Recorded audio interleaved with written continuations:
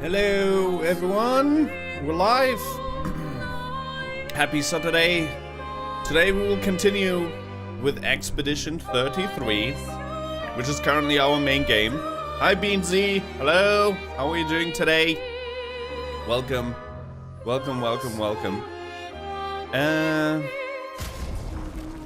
There's a bunch of things that I did offline.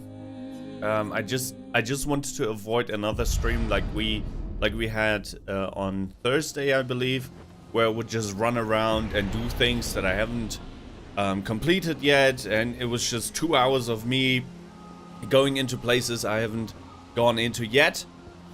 And hi Empires, hello. There's a bunch of things that I did, and I will go into that in a second. I'm gonna minimize myself first. Whoop and whoop. Did you know? Did I know what?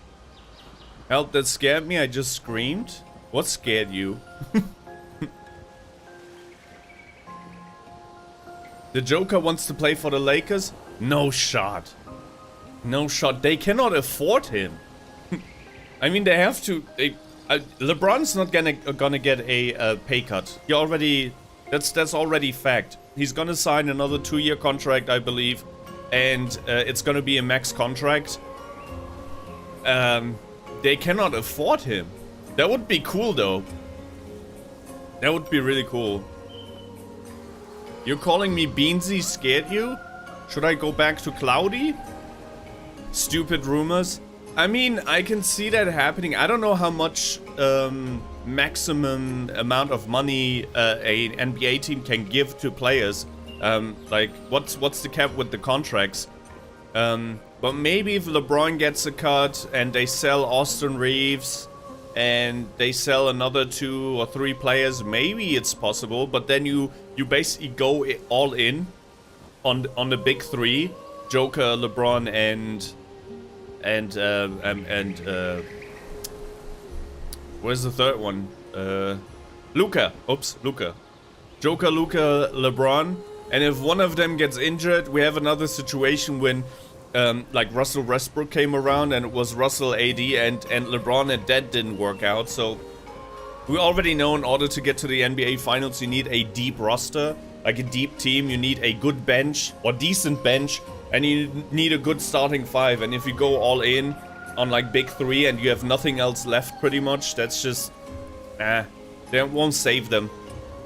That won't save them. I can only see the Joker trade being as something super like realistic if they sell LeBron and they just package LeBron. They send him off to Cleveland or something like that, and then it's Joker and Luka. Joker and Luka could totally be a Shaq, Kobe era for the Lakers, and then give them another like 5 championships. I can see that happening, but not with LeBron on the team. As I said, unless LeBron gets, like, takes the money of, like, a role player, like 20 million a year or something like that. I don't think he's gonna do that. I mean, would you pass on $100 million for 2 years? If it's offered to you?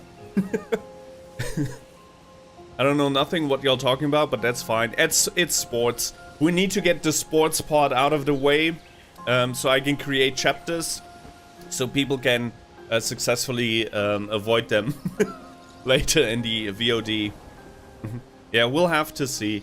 I doubt that it will happen. If it somehow happens, I'm gonna be happy, not gonna lie. Joker's insane. He's, if we're being really honest, the MVP. He's been robbed of at least 2 MVPs, including this season. Although SGA is pretty good, but nah, man, if we're being real, it's Joker's year again. Dude averaged like a triple-double. It's insane. Okay, let me go over jumping into the game. I hope you had a fantastic start of your weekend, and I hope your week was fantastic. I did a bunch of things. You know how in the last stream I was not happy. Not happy with how I built Lune, and not really happy how I built Maelle. for the record, I wanted Maelle to be like a main tank. I wanted Lune to be a super duper damage dealer. And Gustave something in between. And this is what I did. So I went full tank with Maelle, and I also reset her skill tree.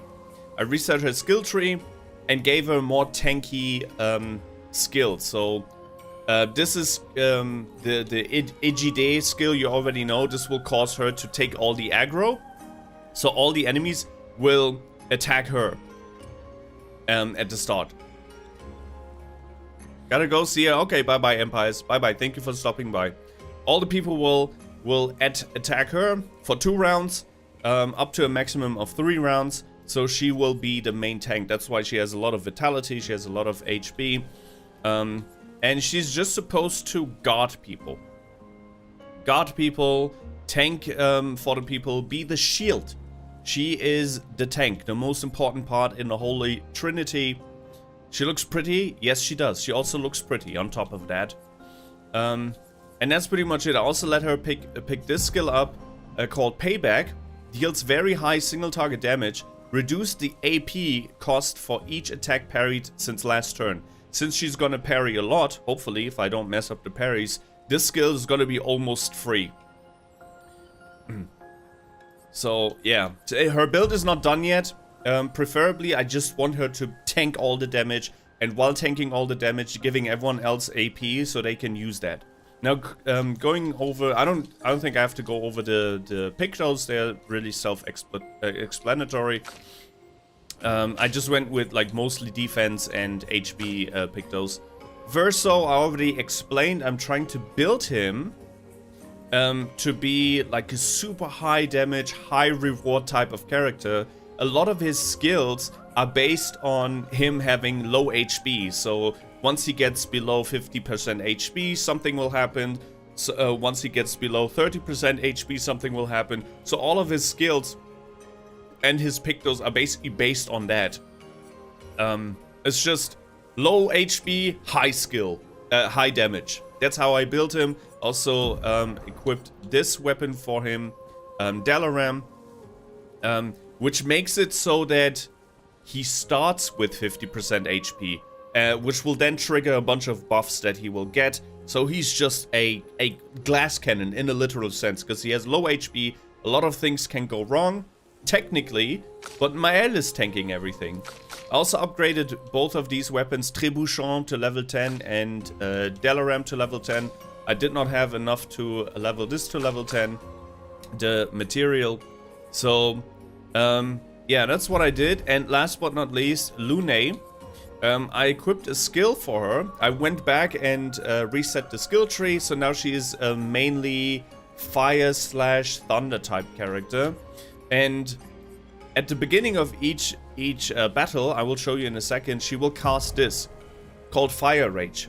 Deals increasingly high damage to all enemies every turn until Lune receives damage. But since Maelle is gonna tank the damage for at least 2 rounds, that means Lune can just deal an insane amount of damage for free for at the very least 2 rounds.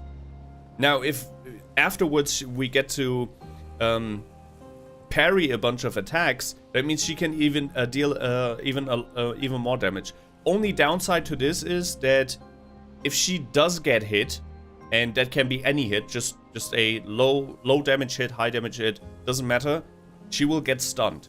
So you'll get, it's like a high reward, high risk type of situation. Like, you get punished if you do get hit. So I basically built my team to be just untouchable unless Maelle dies. If Maelle dies, none of my build really works out, I think. He looks like Ballista from That One Movie. That One Movie? Which one? I'm super tired. Namona?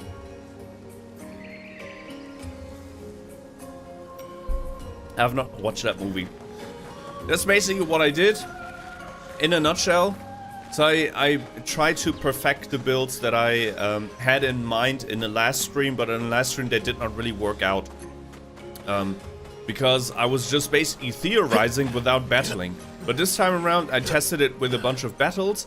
And then while I was trying to find enemies who could withstand more than 2 rounds of attacks, which were not a lot, I found this area.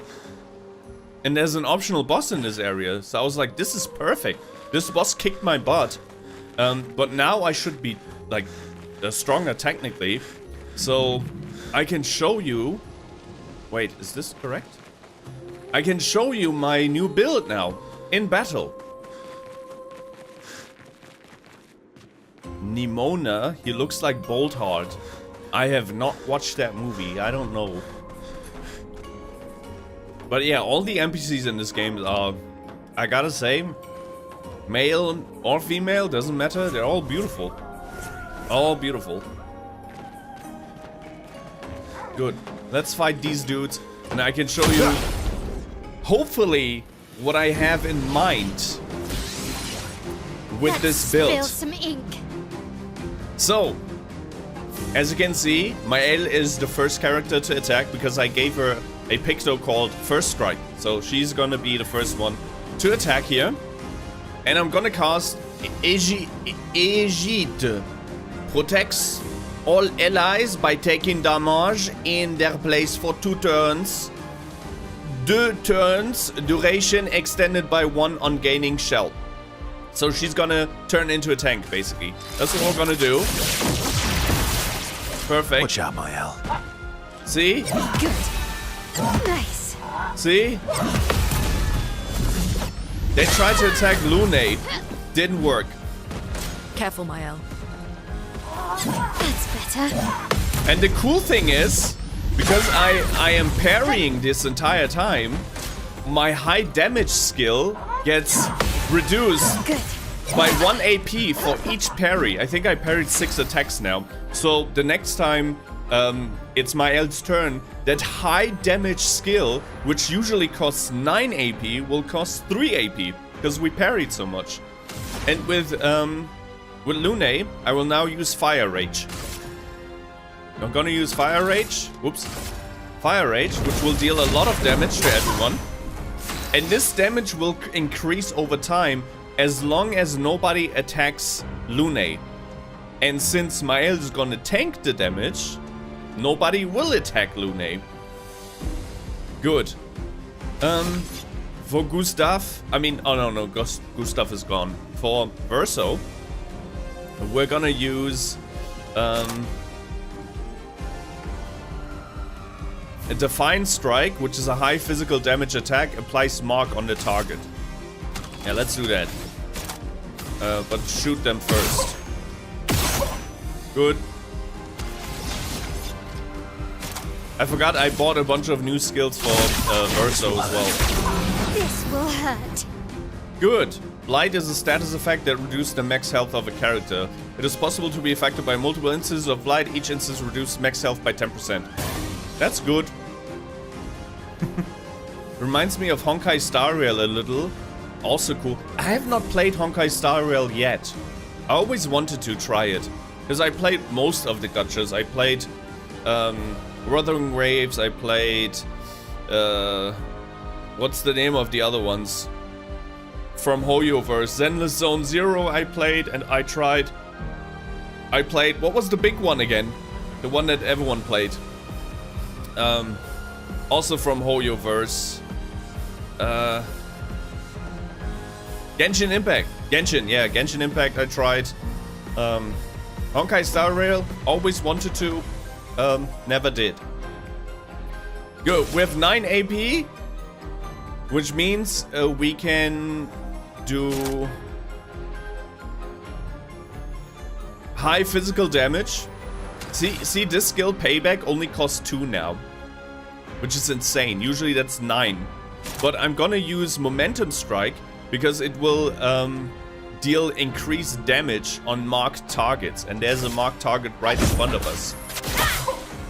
That's 7k damage. Almost 8k damage. Ow. Okay. That was a new attack I didn't know. Coming. Good.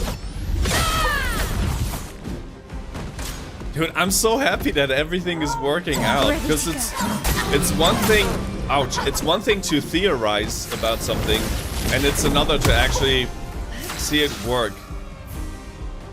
Good. Gonna try and mark him as again. That didn't work, unfortunately. I'm just gonna use a normal attack.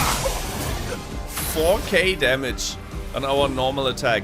We are stanceless, which is not good, so I think I'm gonna recast EDG. Let's dance. Ready to go. That's better. Good.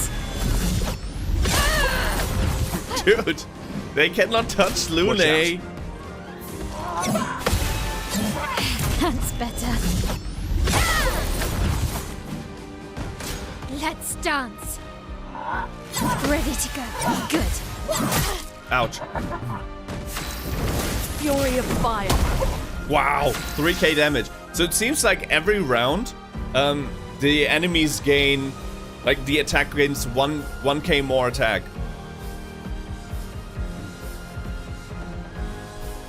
Without me, mind you, that was way before Cloudy. That was way before. That was like 2 years ago.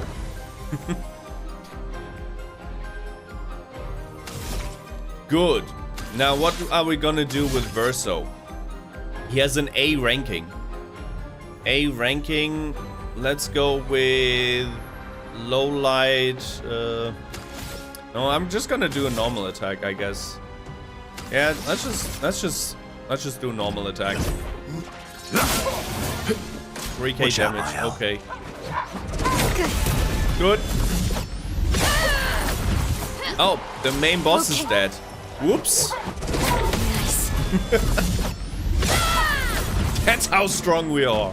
Get ready. Oh shit. Blades sharpened. Good. Dude, we parried so much that payback is now free. It usually has a cost of 9 AP. It's free now. I wonder how much damage it deals. Now. Disappear. 7k. Not bad. Wow. Careful now. Nice. Wow. Get ready. Oh shit, Maelle is dead. That is the one thing that was not supposed to happen. Whoops. Alright, that's not good. Very high light damage. Let's use that on this guy. Break. Okay. A storm is coming. Alright. Not bad. Don't die yet. Don't die. Good. We need to. You're outmatched. We need to revive our tank. There she goes. So much potential. That was cool. It all worked out. It all worked out. I'm so happy. Good presentation of my build. Although Maelle died, so that cannot happen. That's my only weakness of that build is Maelle actually dying. It's like watching my big brother yap about the game as I watch him. I mean, that's like why playthroughs and Let's Play became so popular in the first place, right? It's like watching your older brother. And if you have an older brother, you've been in that situation before where he gets to play and you have to watch. That's exactly why Let's Plays or streams or stuff like that feel so familiar to us.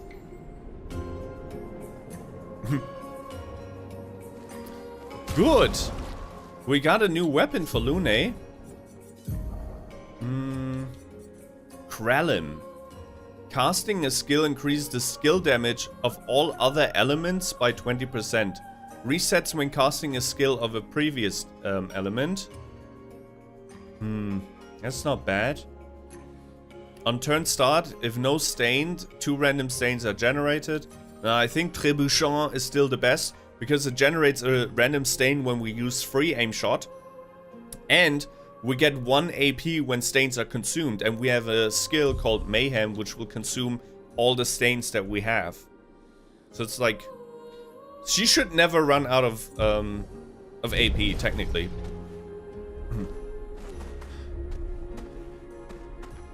But I also got to play because he teach me. That's why I mastered rhythm games.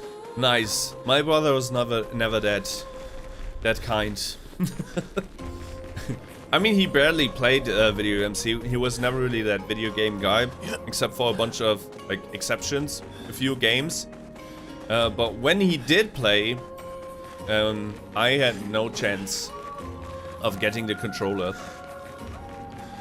All right, now we can finally move on to Act 2. That was, I think, the last thing or the last boss, the last optional boss that I did not beat. Wait, this is where I came from. Okay. Let's check the other side.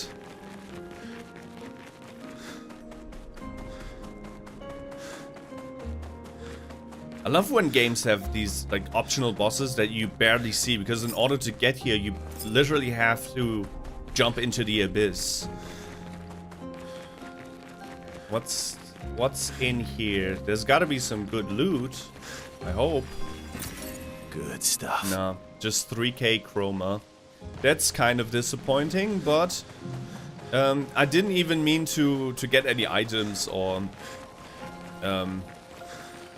to find something rare or get money. I just want to test my build. And my build was tested and my build is good. Not perfect yet. I'll work on perfection, but it's good enough. I'm gonna get out of here now so we can move on to Act 2 and see where the story is going. Let's do fast travel and get out. No, wait. That was the wrong fast travel point.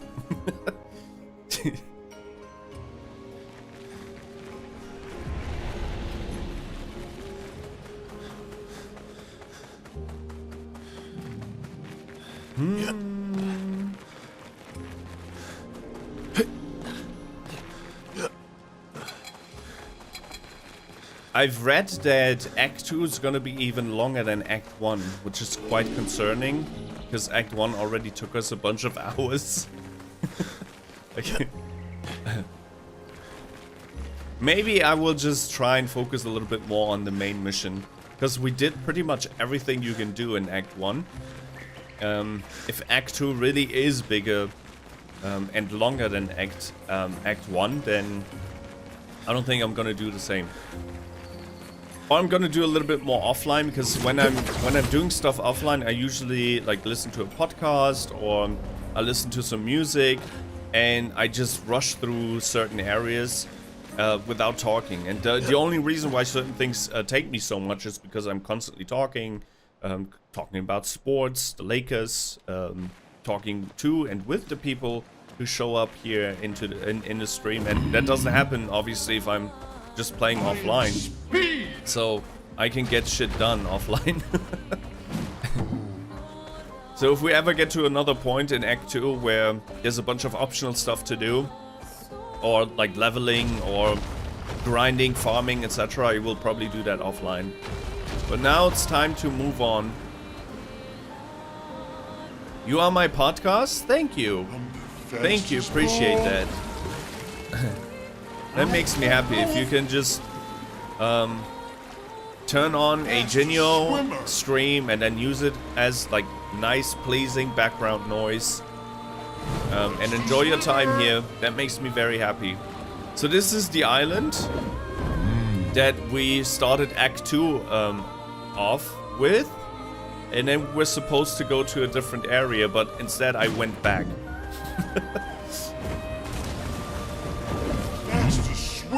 I was supposed to be here. Care for a good deal. Ooh, vintage hair for Sciel. Double braid haircut for Maelle. Nobody cares about Sciel. Let's see how that looks like.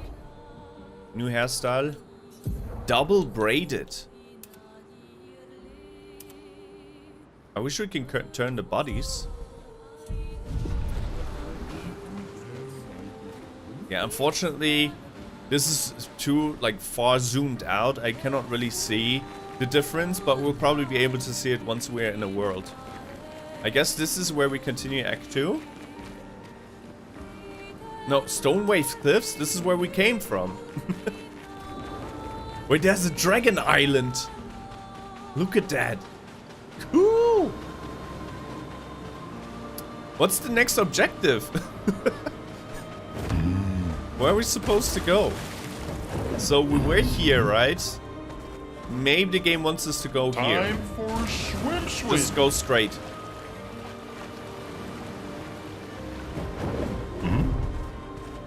Oh, there's another Garanjo. Careful, good deal. Civilian for Maelle. Haircut for Maelle. The vintage haircut. And skirt for Lune. Yeah, we're gonna buy all of these cute clothes. Maelle. Wardrobe. Civilian. No, I don't like that. She's our tank. She's gotta have some battle clothes, but vintage. Oh, she's turning into Jeanne d'Arc. Yeah, I like that for Maelle. And Lune. My favorite one by far. But we cannot let her battle like that. Skirt. Ooh. I like that. Does she have Crocs? Looks like she has Crocs on her feet. Yeah, I like that. What about this? Oh, this is elegant. This is very subtle. I like that. That's beautiful. Yeah, we're gonna go with that. Gonna go with that look for a while. What about Verso? Doesn't have anything. No cosmetics for Verso. I like how they make their hair more rough instead of just straight. That is true. They also have like dirt stains and whatnot if they get into battles. Blood stains, dirt stains. That's really cool. Makes everything look a little bit more realistic. Time for swim. Oh, is that an optional boss? Who are you? Optional boss. Sprong. I'm gonna kill Sprong. Oh, we have no HP, I just noticed. Nice! Good parry. Oh, we also deal no damage. Oh, fucking hell. Oh my god. Okay, that was a terrible idea. What the fuck?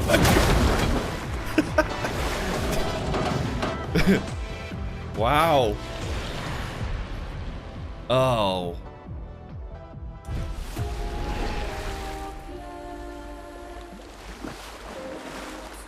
Would be funny to say, hear me out to the boss. I mean, you can flee. Wow. That was a disaster. I kind of want to try one more time. Just to see how much damage we actually deal. Like, if we is there even a fighting chance, or is it impossible? I want to see that.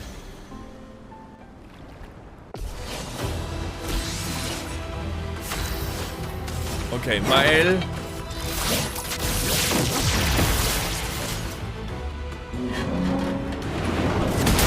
Shit. Wow.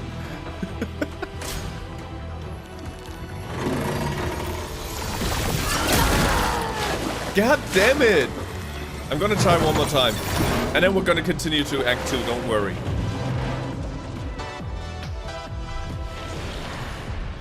I was so confident that I was so much stronger now. And this boss is humbling me.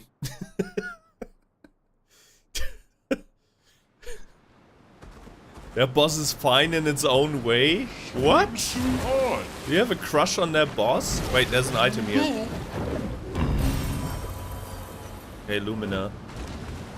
Wow. I just want to see, like, we just have to survive his barrages of attack.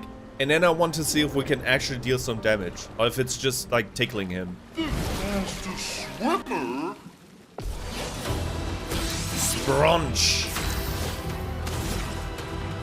Let's go... Maybe God up first. Let's God up. Shields up. Buff everyone. Take cover. Nice. Good. Oh well. Bring it on. Oh my god, that is... Okay.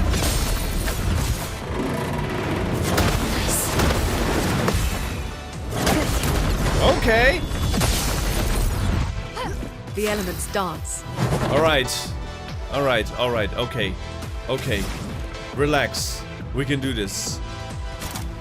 Relax. Should we do Fire Rage? No, I'm not gonna do Fire Rage. Good.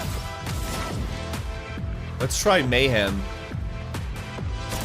Oh, Thunderfall? Thunderfall. Lightning strike. Yeah, there is no shot that we can beat him. What happens if we shoot his eyes? Yeah, there's no chance. There's no chance. I'm gonna revive Verso. Still need your help.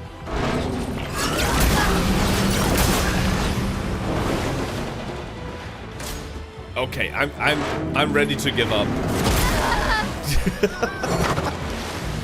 Yeah, we will come back for that boss. I think I dealt like 15k damage and that was not even a percentage of his HP. Hear me out. You know Meet the Robinsons, right? No. What is Meet the Robinsons? Yeah, we're gonna ignore him. I just wish I knew where we should go next. Can we take a look at the journal? Like, is there a journal? Inventory journal? No? I'm the fastest. Technically, we can camp, and camping will give us our next destination. Oh my god! A battlefield of giants! So cool. Maybe this is our next destination. Let's fight this dude.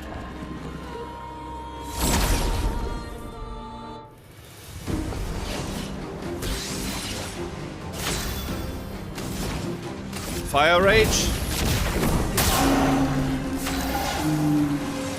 Okay, that's a major difference in damage.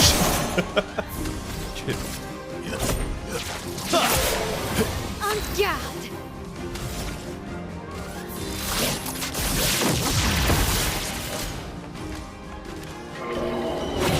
That's better. Ah! That's so done. Oh well. Ready to go. Good.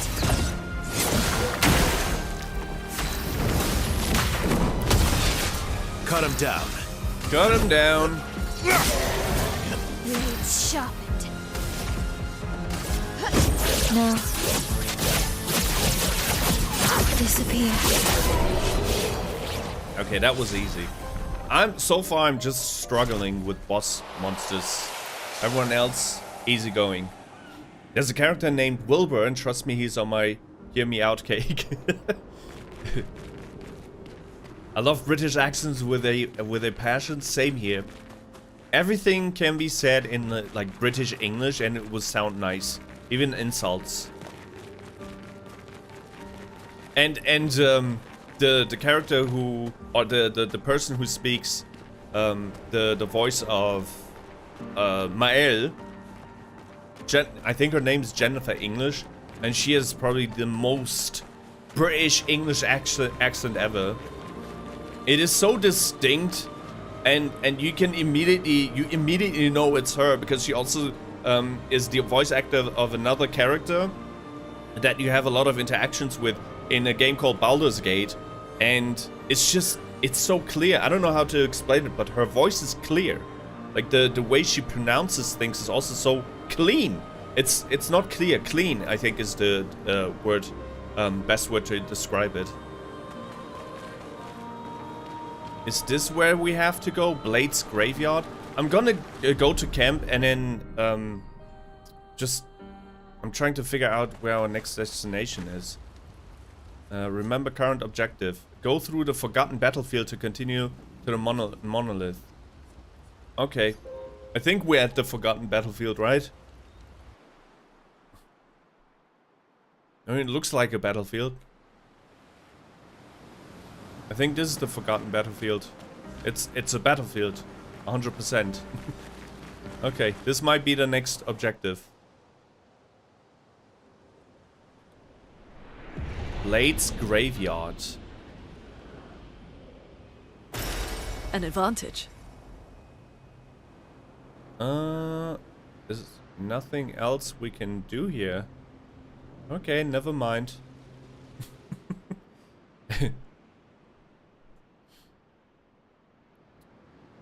Alright, so we have to go through a forgotten battlefield, but not this one. Not the one place that has a bunch of giant-ass swords. That's not the Forgotten Battlefield. Okay, game. That is so cool. Look at that giant. That pierced giant. It reminds me a little bit of that episode in like One Piece, where they are on this Everyone okay? giant island. These ships still work. Should probably make use of some of them instead of using that monster to go around. My brother played a game and I remember a line from a boss. It's like, "For fathers one and all bear witness," and I made a video with it, just lost it to time. That sounds a lot like a JRPG. A lot of JRPGs have these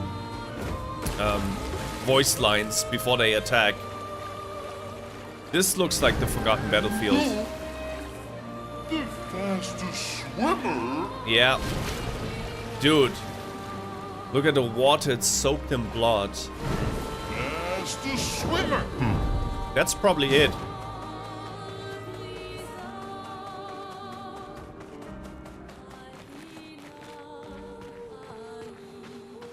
Forgotten Battlefield. We found it!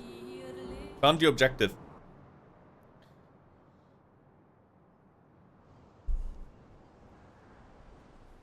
Oh no. More corpses. Oh, those are a lot of corpses. Those are giants!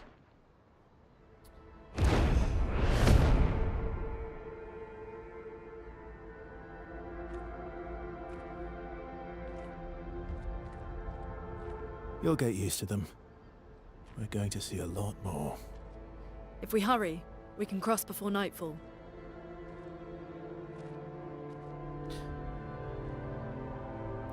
Wait. Could we bury Gustave? I wish we could, but protocol is to keep moving. Gustave would understand. We can look for a suitable place along the way, yeah? We'll find a nice spot. Actually, there is a place. Past the quarry, out of sight of the painters. A tranquil haven, protected by magnificent trees. I think you'll approve. Verso's so nice. He knows what she's going through because he experienced it like a million times. I mean, he has the looks of a 30-year-old, but he's like 100 years old.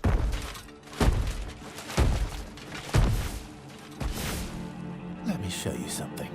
Oh, he's so cool too.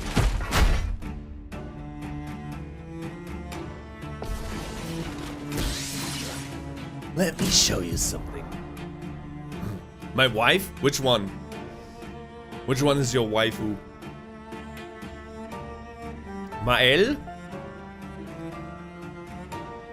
Some enemies can cast gradient attacks. Gradient attacks are powerful and can only be defended with a gradient counter. Oh no, more mechanics? I thought we're done with mechanics. Brace yourselves. Gradient counter. Press RT to perform a gradient counter. Wow. Okay, so there's parry, there's perfect parry, there's dodge and perfect dodge, then there's jump, and there's now gradient counter. Any other Crazy. tricks we should know? One thing at a time. One thing at a time. Versus like my wife trust. And the other girlie, I don't know how to spell her name. It's Maelle. Maelle. Fun fact, if you place an E behind a A in Germany, it turns into an Ä.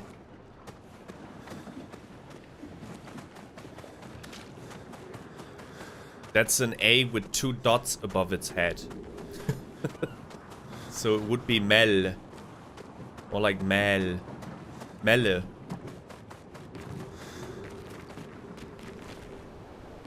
That is... Oh, I just realized we're running on corpses, literally. Oh, damn. Oh, this is dark. This is very dark. Imagine if we humans would turn into these, like, statues instead of rotting away. Entire planet will be filled with statues. Yeah, that's crazy. But who piled them up this way? That's my question. I mean, them dying and then turning into statues, they should be scattered around the world. Or did they collect them? Did the following expeditions just collect them and pile them up like that?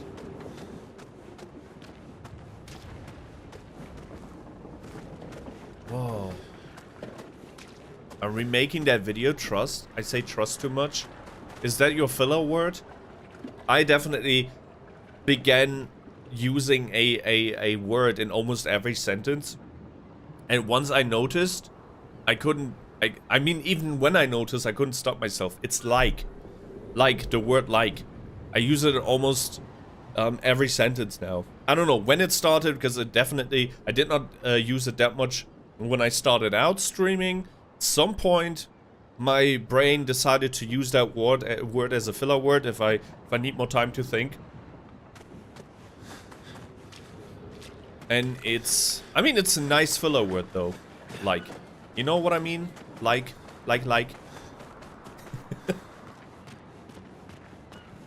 Wow. Oh, wow. Can we please talk about the design philosophy in this game and the use of lighting? It really... When the game decides to make this world very dark, gloomy, it always fits the narrative. It's just, it's so amazing. We're now in a battlefield, right? The forgotten battlefield. We're surrounded by corpses. Everything is dim and gloomy and dark. And one more thing, and I don't know if you noticed, because I'm yapping the entire time, no music. So it's really like, there's no life left in here. Because music also comes with joy and life. And then they decided, this is all on purpose, by the way. The devs did such a good use of just storytelling, narration, use of music, and we're now in a battlefield, and all you can hear is the wind. It's just so beautiful. I'm in awe with this game. I've never been into an RPG like this. Seriously. I even do like theory crafting off stream, and I try builds and stuff like that. I'm usually not that type. Seriously, I'm usually not that type. If a game gets too complicated when it comes to skill trees and whatnot, what I usually do is just look at the guide and go with optimal builds. That's why I could never really get into Path of Exile. Because Path of Exile has 500 million skills and attributes and shit like that. You can definitely go the wrong path, so to speak, and then your character will be completely shitty. And I absolutely hate that. I have like skill anxiety, if that makes sense, or build anxiety. I have a fear of building my character the wrong way. Not in this game. It's so much fun. Alright, let's rest up. We're at the main gate. I say trust, poop, yippee. Like, crashing, crash, and tweaking, tweak. That's good. Oh.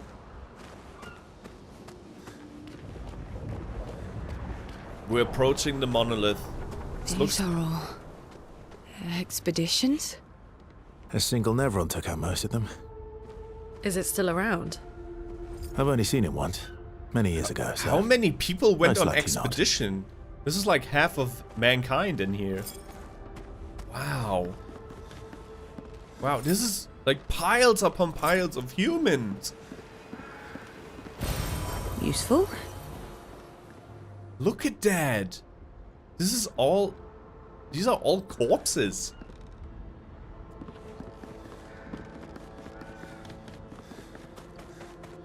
That's dark.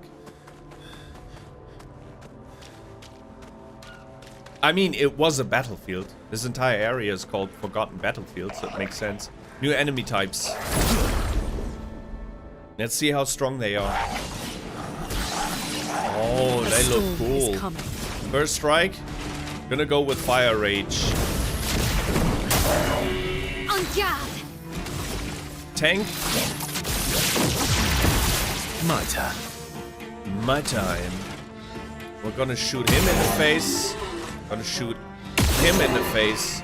Gonna shoot him in the face. He's marked. Now let's attack him. Good. Let's dance. Oh! That was one of those super attacks. Okay. Careful now. Ow. Ready to go. A storm is coming.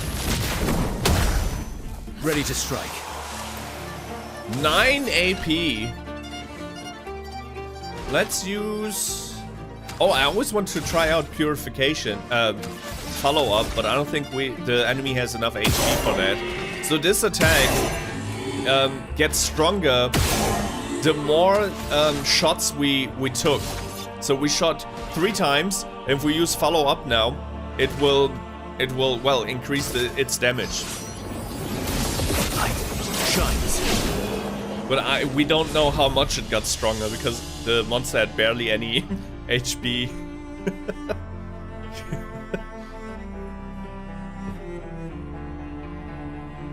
I love building my characters in Cookie Run Kingdom. My Shadow Milk Cookie is level 88 and at over 200k power. I don't know. Like, you've mentioned that game a couple of times before, Cloudy, but I don't know what type of game it is. Longer shell. On applying shell, its duration is increased by 2. Oh, that's actually pretty good. On applying shell, its duration is increased by 2. We can apply shell with Maelle, with guard up.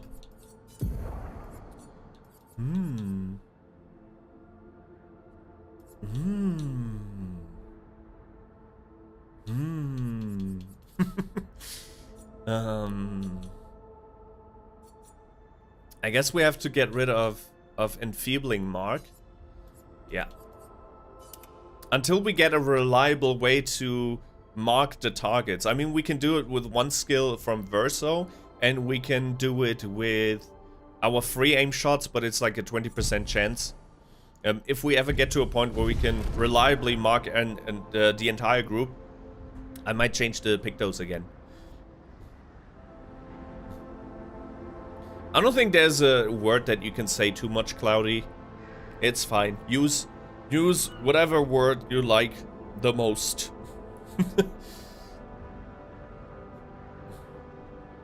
I think it's kind of silly when people judge each other by the usage of their words, unless it's insulting words. I don't mean that. I mean, it's like when people are saying, "Oh, you say this too much," or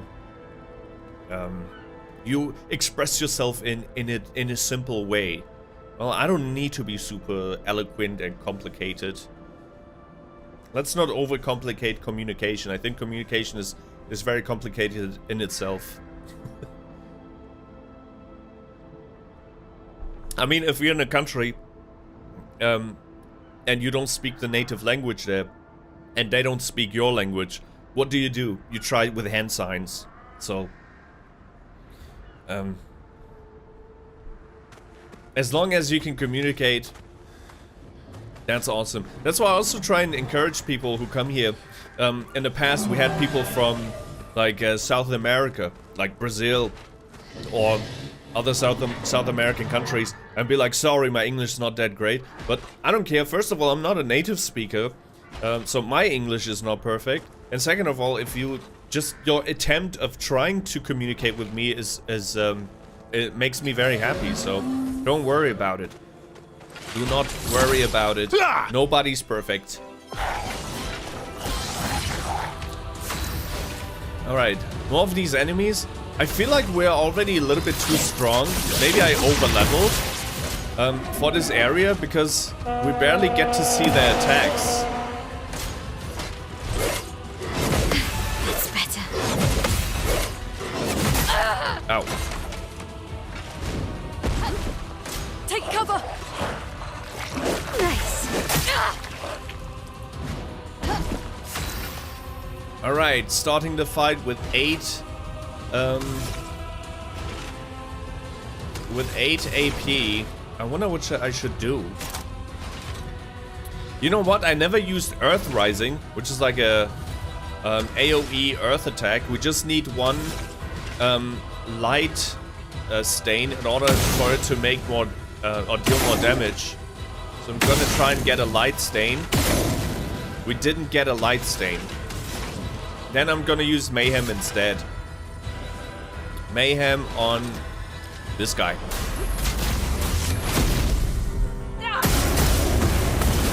Nice. My turn.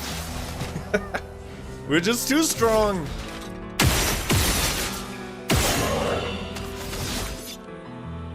Let's use Defiant Strike. Yeah.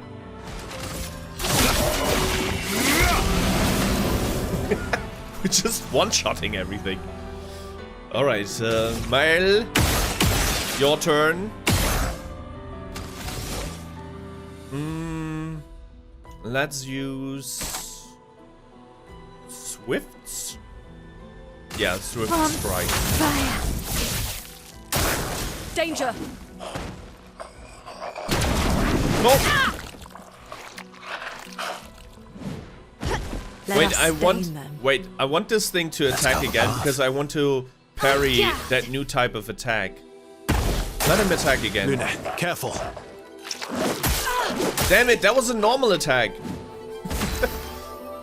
Okay, we're just gonna try and practice a little bit. Turn up. Good. Wow. I think the window for these new super attacks is a little bit bigger, the parry window, because I pressed the button when he used his like super attack. I pressed the button way too soon, and it still landed a parry. What have we here? You gamble on Schedule 1 and gamble on CRK? Hint at a video I'm making? What is CRK? Don't jinx yourself? I mean, that's part of my playstyle. I always jinx myself. I always jinx myself. I always do. Useful? Energizing start. We have a bunch of them. I don't think we need energizing start right now. Uh-oh. Oh, lovely. Leave me alone!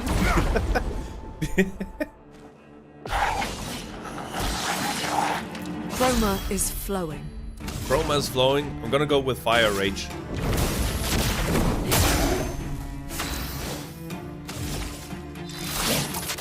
Hey DJ! EDG.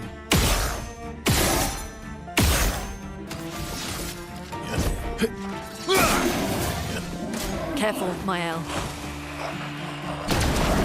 Ready to go. Okay. Yeah, the window to parry these types of attacks is really, really big.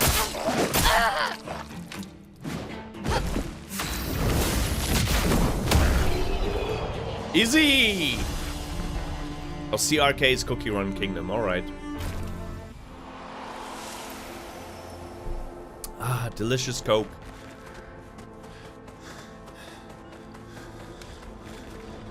This door is locked. Should probably heal a bit. Now we can continue on the main path. There's something on the right. Something on the left. Probably have to go straight. Let's go right. I wonder if we can... What happens if we pull him towards this enemy and then attack? Will we fight 6 people now? No. Unfortunate. Very, very unfortunate. I'm gonna try and go with... I want to try and use Earth Rising, but I need just one lightning stain. There we go, we have 1 lightning stain. That was lucky. Want to see how this attack looks like.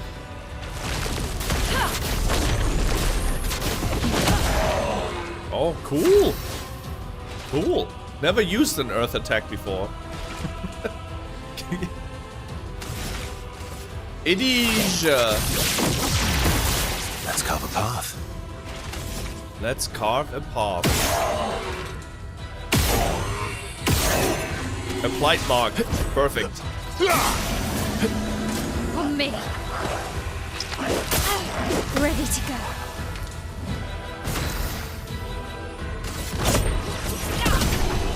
So cool. Oh, and the other one attacked. Okay, so you cannot pull 2 types of enemies together to attack all of them. They'll just wait their turn.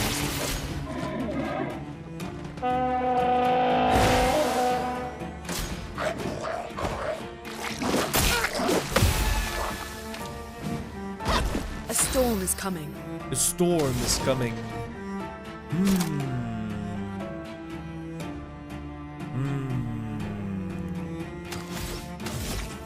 I am going to... Yeah, we can pull off the single target super damage combo. We free aim 4 times. Each time we hit an enemy with a free aim, it will give us a stain, a random one. 1, 2, 3, 4. We have 4 stains. Now we use Mayhem in order to attack him with all of the 4 stains. It will basically attack him for each stain that you created. This is just OP. I feel OP. I'm sorry. I can just shoot people in the head 3 times and they die.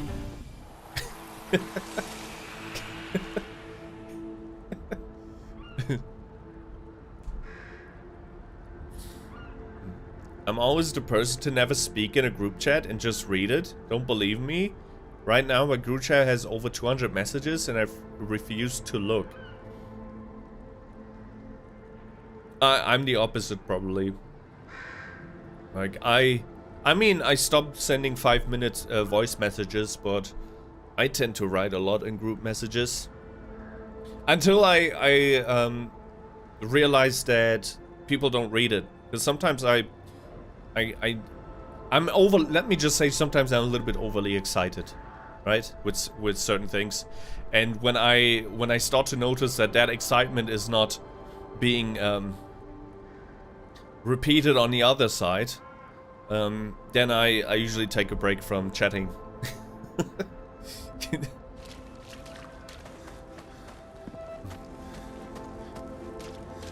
I write a lot here because I feel comfy yapping here. That's nice. This is the type of environment I'm trying to build, but I'm not an expert in building communities. I would say I'm the opposite of an expert, but I just want people to feel just comfortable to be who they are in here. I always tell them, like I always say that you should be careful what you share here, but at the same time I want to encourage people to share something, right? To communicate. Not necessarily share something personal, but just communicate in general. And I just don't, sometimes I don't know if that works or doesn't work. Especially when I play long-winded games like this. I try to focus on the game as well, right? And I know that some people will feel a little bit repelled by it, but it's not like I don't want to communicate with people. It's just that I'm invested in the story, and I also like to create some sort of entertaining experience for the people who watch this later on and not live necessarily. So I'm trying to balance talking to people who share their time with me, their time of their day, but at the same time I also want to, if it's a story-based game like this, also not completely ignore the game, which I usually do when we start talking about something like at the beginning of the stream, right? When we talk about sports and the Lakers, I cannot do anything else in the game, so I just stand there most of the time or just run around like a headless chicken, because I'm afraid to just lose my thought or to get into a cutscene while talking to about the Lakers, which would feel a little bit off. So if there's a message or two that I did not react to while we were watching a cutscene, or if I don't immediately reply or react, that's not because I don't want to talk to you, right? I hope people understand that.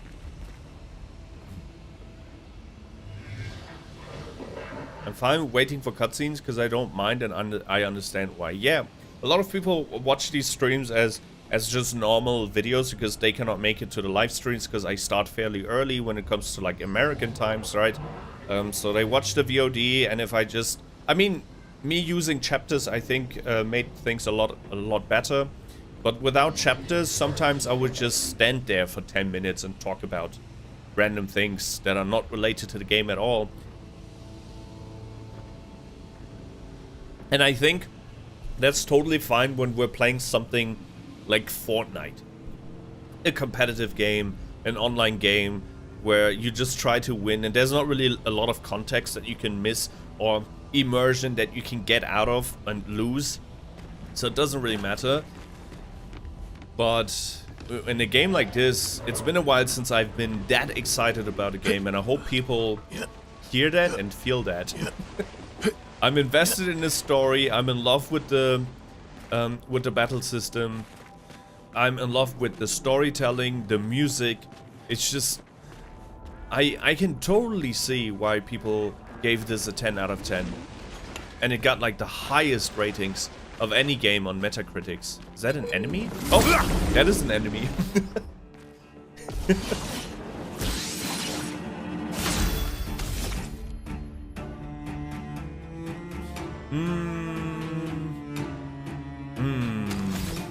You know, something I don't understand yet is why the hell does Lune sometimes start the fight when Maelle has the first strike Picto? That does not make any sense.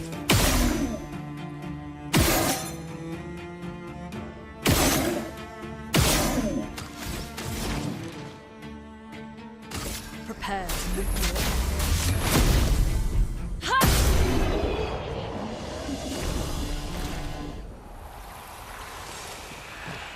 There's something I like about the way we built Lune is that she does have some pretty decent single target damage, but also pretty insane AoE damage.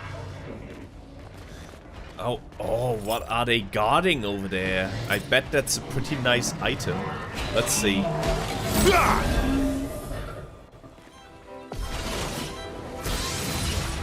Let the ink flow. Let the ink flow. We're gonna start definitely with Fire Rage. Good. Let's cover path. And now we'll just wait for Lune to finish them off.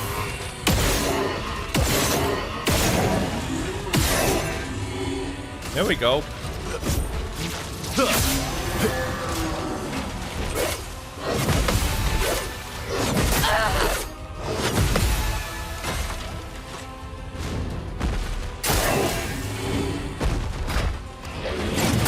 Oh, fuck.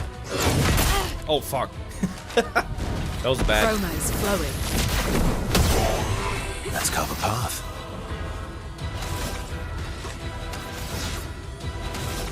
We have so much AP. What do we do? Perfect break. Very high light damage. High physical damage. 2 hits. Apply smart. Let's do that. But he will probably not survive that, so he will not apply anything. I'm ready. They just die too fast. Let's use payback. No. Disappear. We're too strong. So what were they guarding? What have we here? Just color of Lumina. Alright. Not that rare, but I'll take it. Oh, I think I know where we are. Yeah. That's the closed door. I noticed that. I didn't want to comment about that because I didn't know if you changed it, and I didn't notice. No, I did not change that. Lune starting. Yeah, I mean, it makes sense. She has the most HP. I mean, speed. If you take a take a look at Lune's speed, she has 609. Verso has 500, and Maelle has 400. But I thought her having that Picto overrides the speed stats. I think I have a theory, and I'll test it out on my monster. I think the play first only applies when the monster's actually attacking you. Because if I'm attacking the monster, I have the first strike advantage. But we're just gonna wait and see if, when the monster attacks us, if it's our turn now, or Maelle's turn. En garde. Yeah. Okay. Then I misunderstood how a first strike works. Because I guess we'll just let the monsters attack us now. Instead of attacking the monster.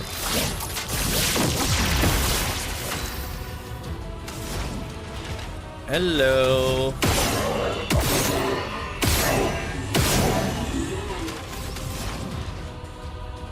Thermal transfer. I don't think we ever used that attack. Let's dance. Damn it!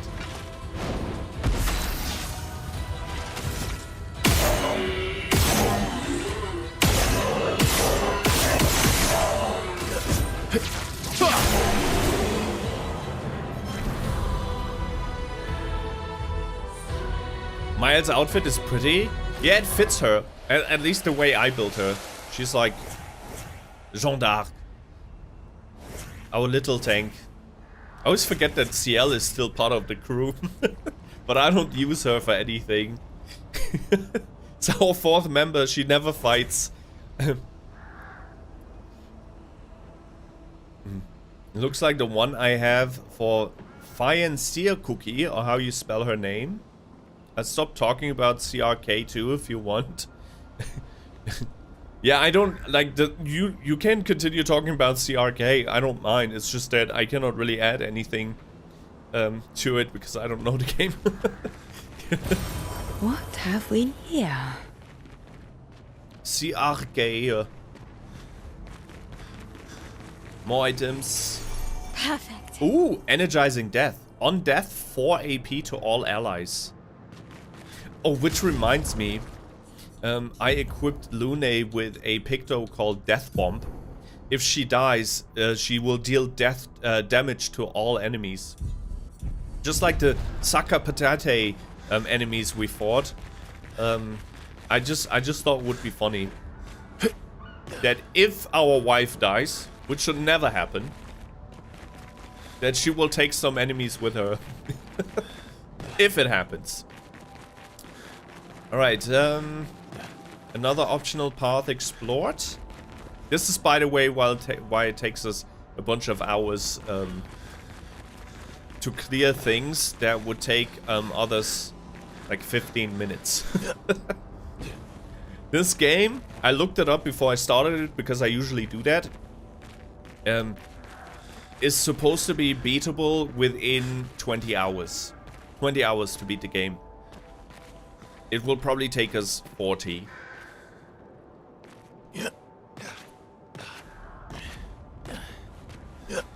You really should play it. Is it a Roblox game? I don't even know what's CRK. Like where, or is it a standalone game? Oh no. Oh. Just reset everything. Yep. I'm gonna jump down here, just in case there's like a hidden boss. Nope, no hidden boss, just death. Oh, it's a mobile game. Alright. I try to stay away from mobile games. Because my battery dies very, very fast. And mobile games don't really help. I did play Genshin for a while on mobile. But it's... After 20 minutes, your battery's down to 50%. And I cannot have that. I need my phone.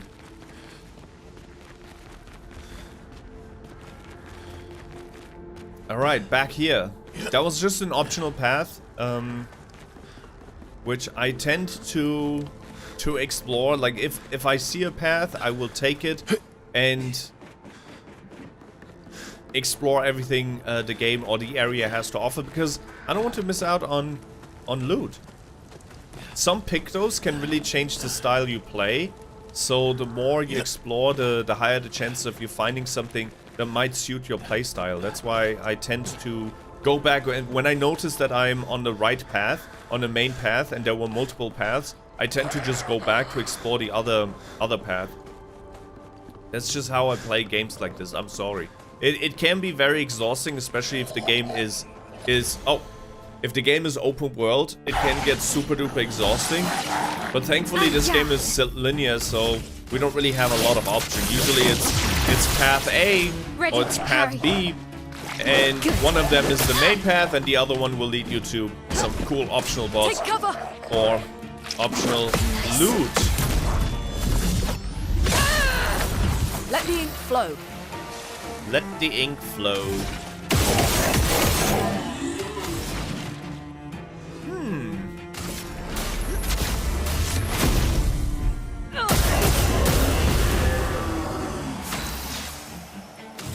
I'm just gonna shoot this guy to death.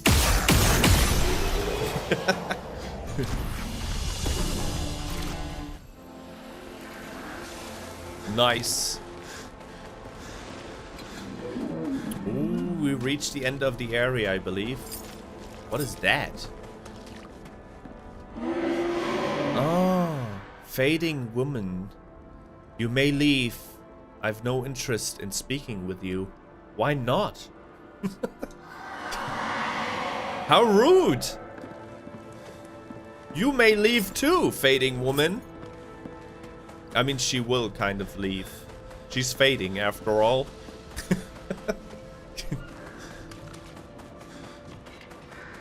Oh, P-Tank! It's a P-Tank. Found another P-Tank. I have a Motorola, so I have battery saver. I know Apple does, but like mine works.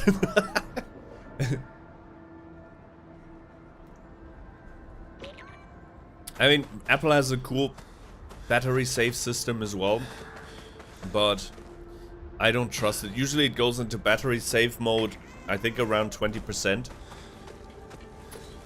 But 20% in battery save mode is not enough to play a game.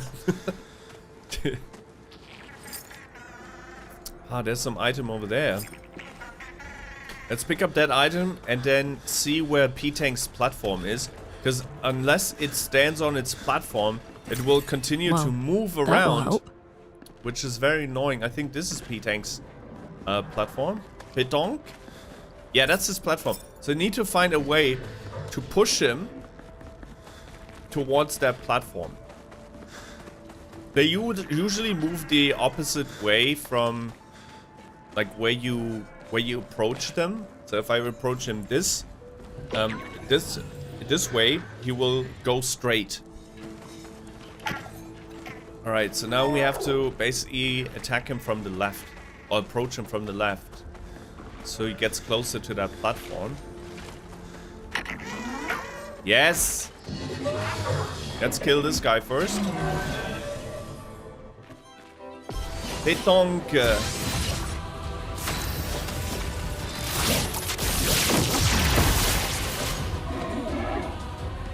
You know what I also like about this game is that if you know where most of your skills are and if you don't constantly change them like I do, you can, like, this game almost feels like an action game. You can totally play it like an action game. Oh shit. I messed up the quick time event. Let's dance.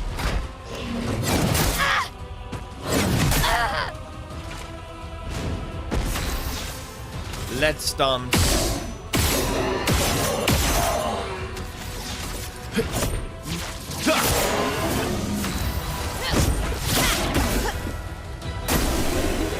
Easy.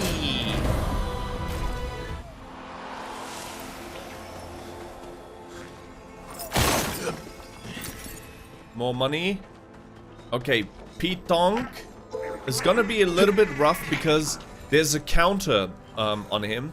There's like a timer. He will flee after a couple of turns.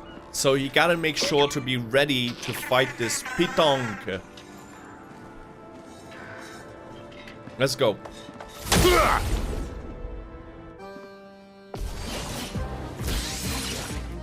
Guard up! Pétonque. Brace yourself. Danger. Careful, Verso. Oh, never mind. He's... See, it will say he will flee in 3 turns, but he's quite... well, he doesn't really have a lot of HP. Quite easy to kill. I think I'm gonna go with offensive switch. It makes him defenseless. A storm is coming.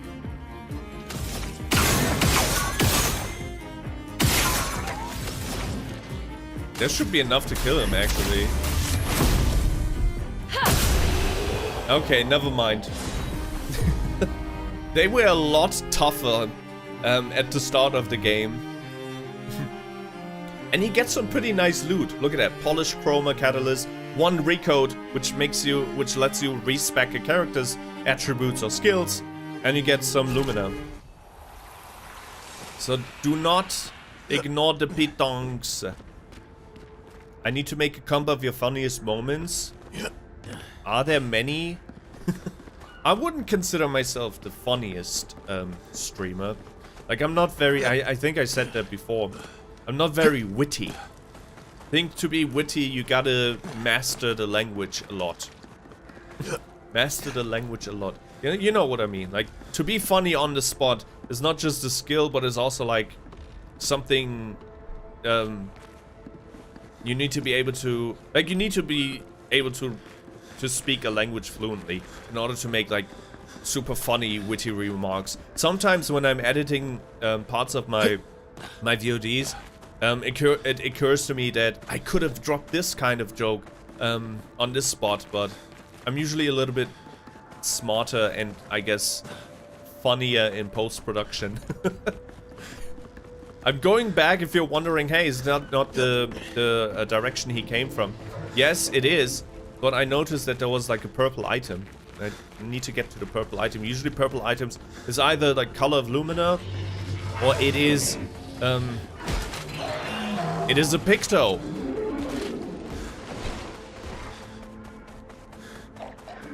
You are a future comedian to me? I mean, if I can make you funny, that's awesome. I mean, the whole point of me streaming is entertainment. If it's funny, like a funny joke, or just in general... Whoops, that's not the purple item I wanted to go for. That will help. I need to get up there.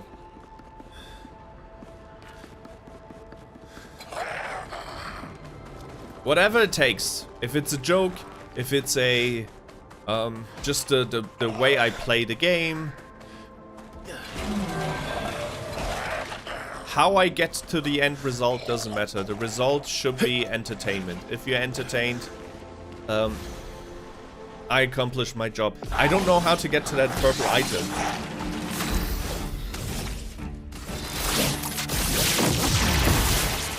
Watch out, Maelle. Nice. Good. That's better. You know what? I'm starting to think that we should put more points in Maelle, or give Maelle more Pictos, which will increase the damage for countering attacks.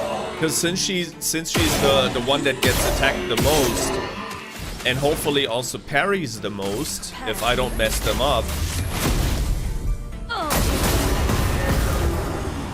We should make sure that she also deals a ton of damage with parrying. Let's carve a path. Let's carve a path.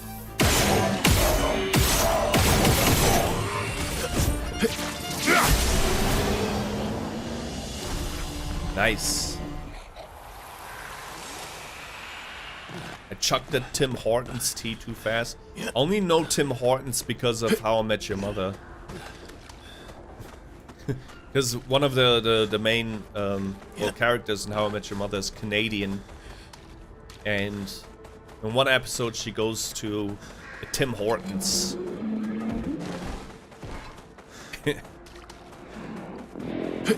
Is it like the Starbucks of Canada? How do I get up there? This is pissing me off. I just want that purple item. Oh, I think this is the way. Oh, more purple items. Okay. Don't attack me, please. I just want that item. Idiot monster. An advantage.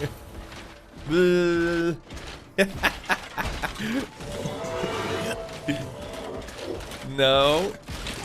No. Oh no.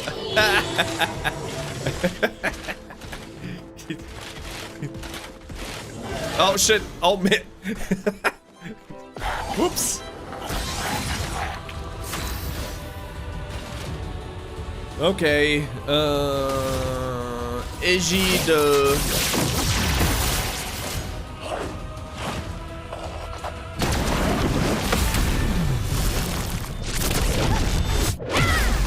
A storm is coming. Storm is coming.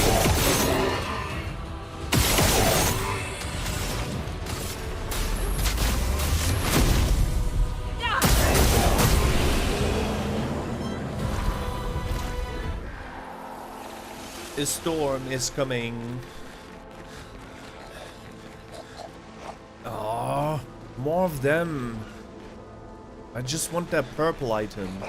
I just want that purple stuff.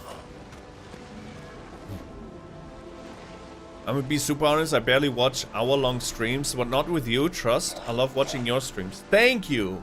Appreciate that. Stop with those compliments. I mean, keep them coming.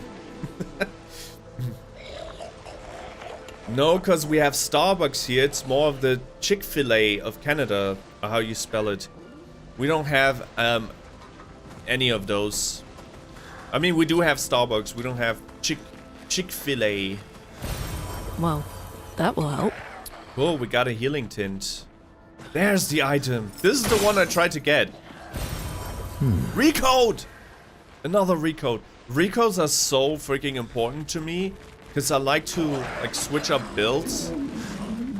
And I can totally see myself like resetting a bunch of attributes once we complete our builds.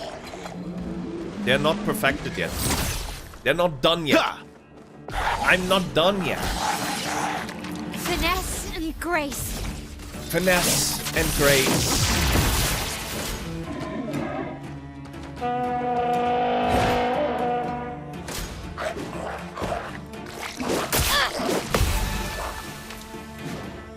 Brace yourselves.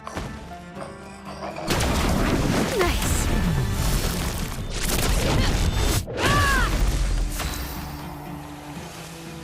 How do I kill them now? Let's try Thunderfall. We just need one fire stain in order to get increased damage. That's a lightning stain. Ice stain. Another lightning stain. Damn it! Should I still do it? Yeah, let's still do it. Let's use Thunderfall. It deals more damage if you can use a fire stain. You're outmatched. That was also decent damage. I think they're low enough so I can just shoot them to death. Boom. Dead.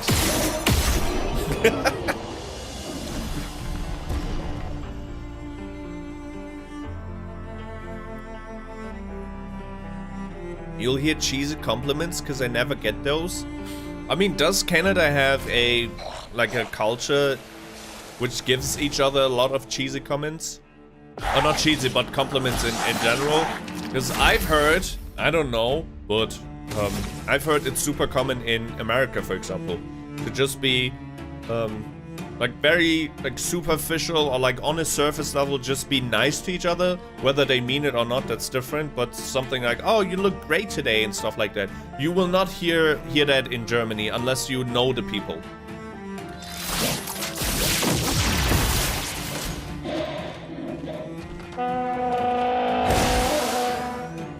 On me.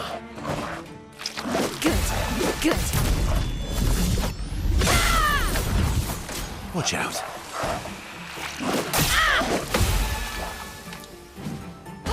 A storm is coming.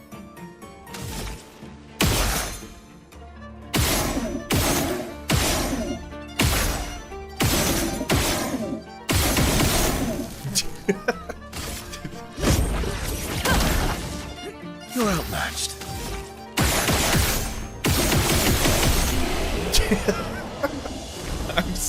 I'm too strong for this area. I can just shoot everybody. I don't even have to think about combos and synergies. Sweet kill. Recovers 50% health on killing an enemy. 50% HP on killing an enemy? That's pretty good. But not like we need it right now. Okay. I want to move forward now. Oh, dead end. Ooh. I was wearing my Pomni bag and a girl was like, "That's cute," and I went red and got into a gay panic because a girl liked my hyperfixation. Wearing a bag is hyperfixation?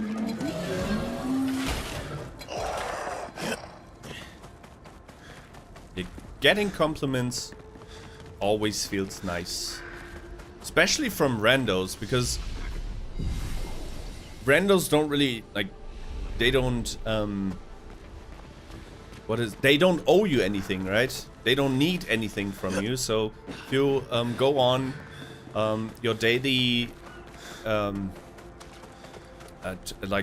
just your daily life, and then you go and grab a coffee, and just a random coffee girl or boy tells you that you look good. Whether they are saying it because they want to sell more doesn't really matter. Just hearing a compliment from people you don't know just feels very good. Definitely confidence booster.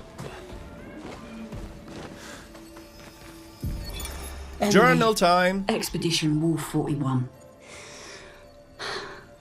My bag's getting weighed down from all my kills. Maybe I need to pick smaller trophies. Estelle bagged 7 of those armoured nevs. So I've got to get at least 8 in this next batch if I'm going to beat her. Leah showed me how to double up my weapon Pictos. Might not be stable, but the bang's going to be worth it. The paintbrus might be out of our reach, but her minions aren't. And if I die, I'm gonna make sure I die big. Like Xavier says, subtlety is not our game. Subtlety. We only live till 40. So let's go make some friends. That's cool. I love how the way that the further the Gommage countdown basically came down, the braver and the more like badass the expeditions got, because the first expedition was basically like, we're just gonna check out what this place is, right?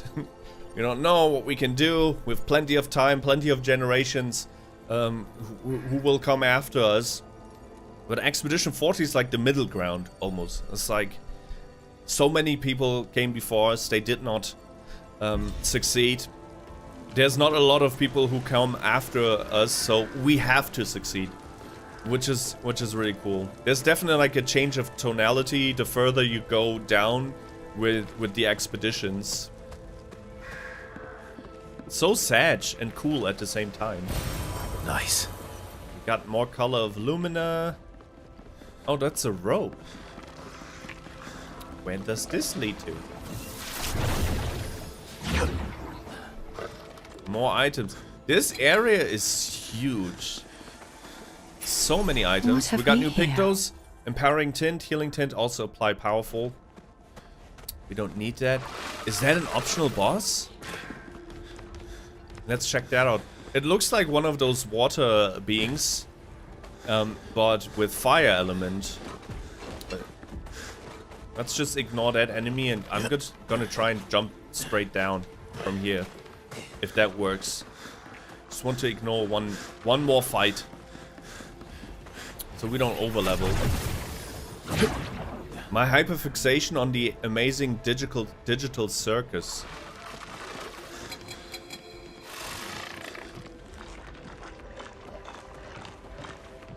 To be honest, I don't know what you mean by that. Useful.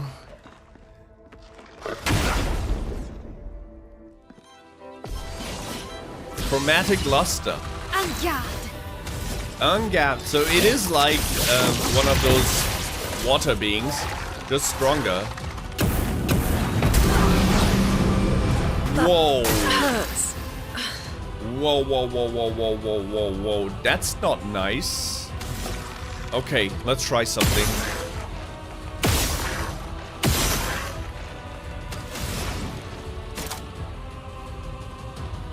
Let's try electrify.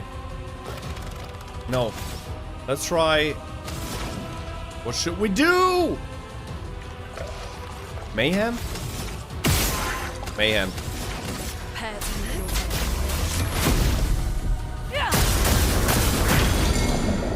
I think 18k damage. We just dealt 18k damage. That was a good choice. Very good choice. Gonna do... We cannot afford anything. Any attack. So I guess I'm just gonna do guard up. Yeah, I'm gonna buff everyone. That's better. Ready to go. Good. Let's push forward.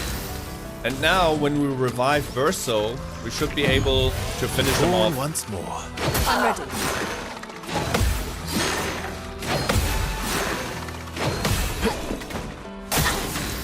Good, it's not Verso's turn. Damn it. Payback! Let's try payback. Now. Disappear. Yes! Whew, cool fight.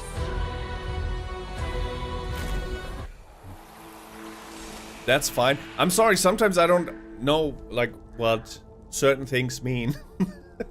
I don't know what you're referring to when you're saying a digital circus, amazing digital circus.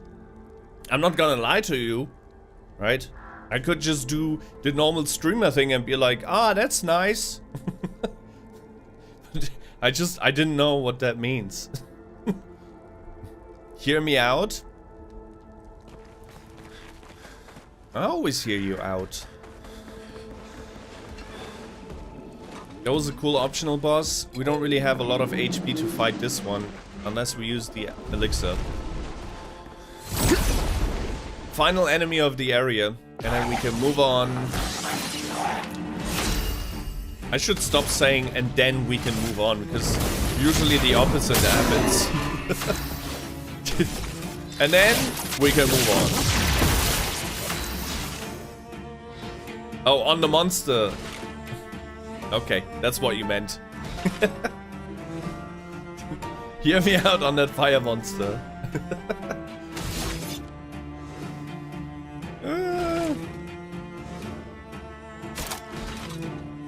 Blitz. Defiant strike. I don't know. It doesn't really matter if we do.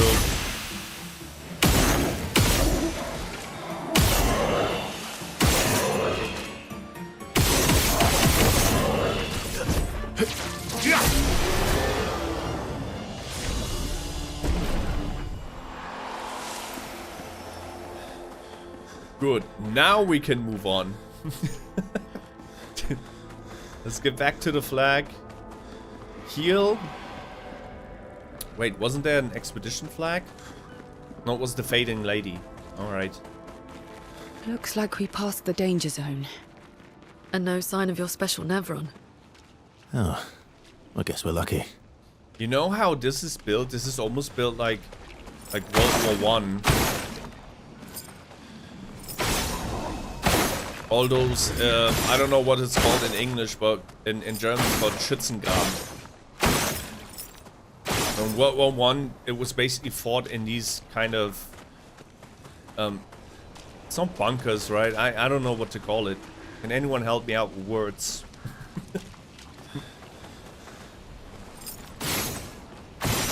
Alright, we have a paint cage. Okay, so Maelle, Verso, the big water boss, and the magma boss.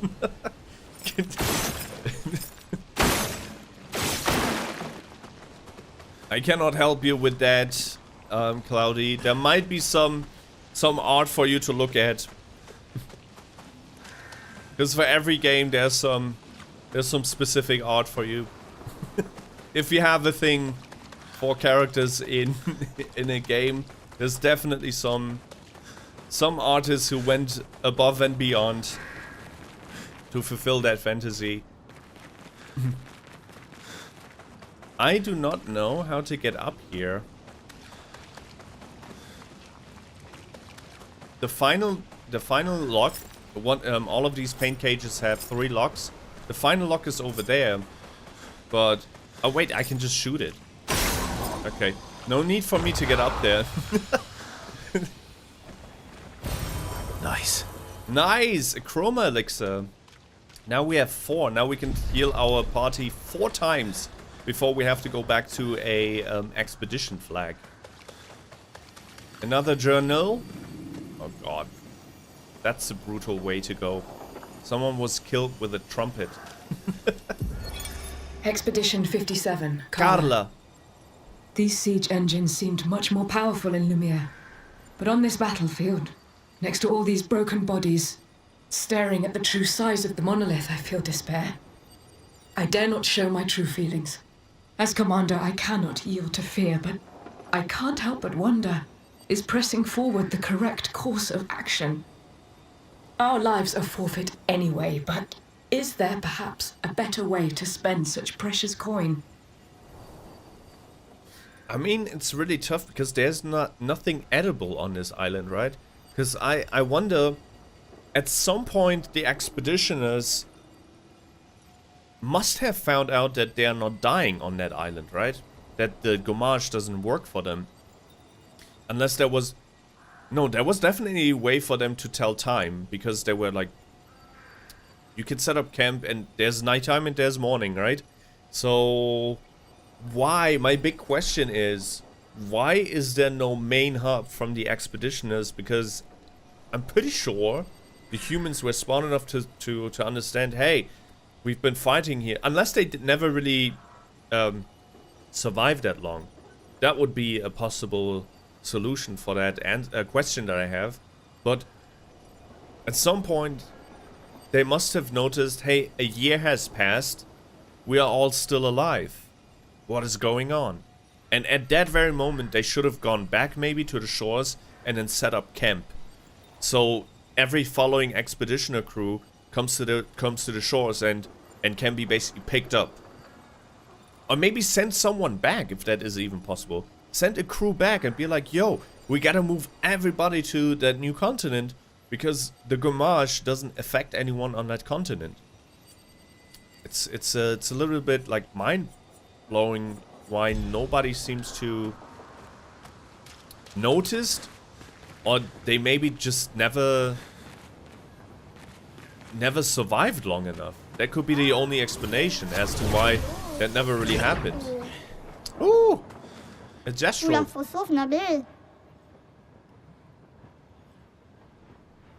They only live to 34? Am I wrong? No. It's like every year, 1 year gets basically taken off the life of humanity, basically. So, right now the counter is at 33, so everyone above the age of 33 is gone, is being erased. And that counter started at like 99 or 100. So every single year for 67 years now, expeditions have been happening. People went to that new continent to kill that paintress, and it never really worked. So people have tried for 67 years. This is Expedition 33, but it's actually the 69th... No, 67th... Yeah, this is basically the 68th expedition that happened.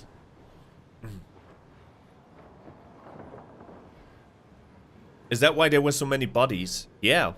I can assume that... I can also imagine that the first few expeditions were way bigger. That they maybe had more men, more ships, more provisions, and just more manpower. But since they were also inexperienced in fighting those Nevrons, they probably also had a higher count of casualties. That could explain why the first few expeditions never really got that far, or never really survived long enough to realize that they're not aging. It's because, well, new continent, new enemies, not prepared enough to fight them. Up until like Expedition 33. The funny thing is that Verso, the player that we are, or one of the main characters that we're playing with, is from the very first expedition. So he's technically, he's like 66, like almost 100 years old technically. He stopped aging. What happened to Sophia, like the other girl? I mean, it's kind of a spoiler. You could go to the first stream and watch what happened to her, because I feel like what happens to her is so beautifully displayed that just me telling you what happened to her is kind of lame. Yeah, you can just... I have set marks in the very first stream of Expedition 33, so you can just directly jump to that point if you're just interested in that. And once again, it's so well made that I would rather not just say it, because it takes away all the magic. Alright, we can buy a bunch of polished chroma catalyst, a recode. How much money do we have? Inverted affinity. Apply inverted on self for 3 turns on battle start. 50% increased damage while inverted. That's pretty cool.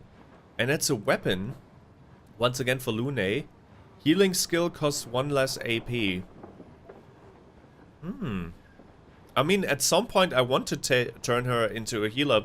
Right now I think I need the damage because Maelle is already not really dealing a lot of damage because she's a main tank. But eventually I would love to switch to healing for Lune. So I'm gonna buy that. Do we have enough to buy everything? That's the question. I'm just gonna... Since money is kind of endless, it doesn't really matter. I'm gonna buy a recode, gonna buy this, gonna buy that. Yeah, I'm just gonna buy everything. Every single time you fight a monster, you get money, you get chroma. And since monsters respawn when you use the expedition flag, technically you can fight them like indefinitely. And just have, I guess, unlimited money. Unless at some point you don't get any money anymore. I don't know, I haven't tested it.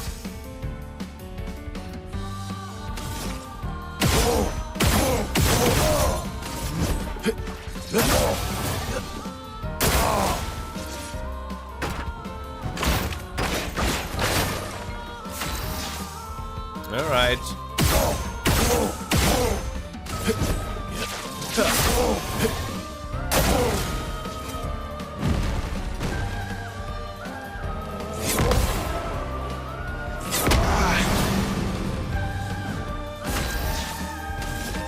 Time to die. Wait, that was lame. Time to die.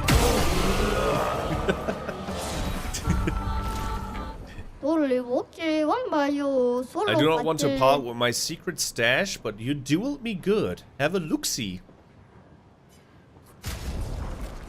Obscur. An outfit for Maelle. We're gonna buy that. Oh. Maelle. Oh, Obscur. Oui, oui. That looks nice. I mean, it's kind of... It's the same as Clair, but it's Obscur. It is black. But since she's our tank and she's our sacred... our Jeanne d'Arc, she needs to keep wearing white. I'm sorry. Was worth it though. Was worth it. Also, I don't care if Verso is like almost 100. I'm still marrying that man. I mean, he is just like 100 on like the real like timeline, but visually, physically, he's still like in his 30s. I think he said he's 34, 35. But there's a chance that he might turn into ashes once we beat the paintress, or once he gets off the continent. Because I'm not exactly sure if, since the counter's at 33, right? And a lot of the characters that we have met on this island are above the age. I'm saying a lot, it's technically just two. It's the white-haired man and Verso. But they're well above 33 already. My question is, if they step off the island, will they get retroactively gommaged? That's question number one. And question number two, what if the paintress is not killing the people? What if they are just, if their world is just fading naturally, and the paintress is just showing them how much time they have left? Okay, expedition. Oh, one more cool thing, that I don't know if yeah, I did mention that in episode 1. Pretty sure it was mentioned, but these expedition flags show who placed that expedition, so we can basically see how far each expedition went with these save slots over here, which is really cool. People say the younger the better. Who's saying that? That sounds awful. No. Older the better, yes. In German we have a saying that, I don't know if it translates well into English, but you learn how to sail on old ships is basically the phrase. Meaning you learn more with an experienced woman. Or man, in that case. Uh-oh. This looks like a boss fight.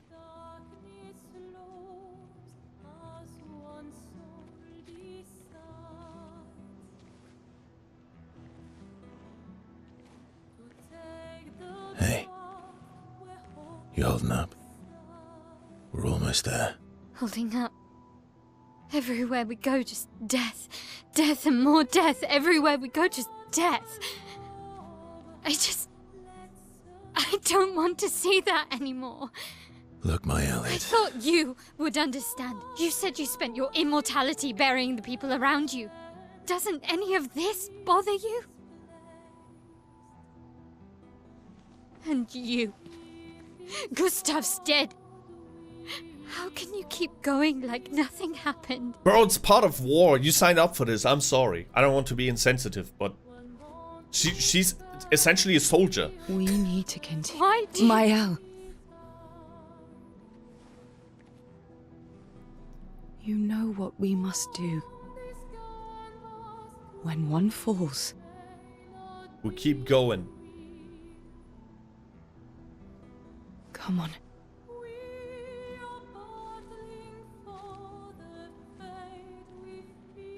I mean, I don't blame her. I was a little bit too harsh on her. She's young, never saw death before. Or the only experience she has with death is people turning into flowers. So that's what happens at the Gommage. So I can see it's very traumatizing. She basically lost her older brother. Wow.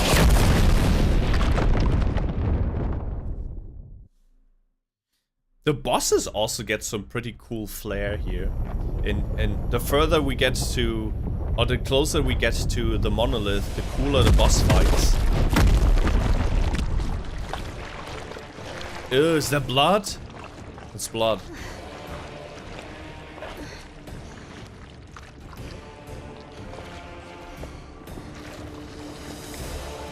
Yeah, that's blood. Wow.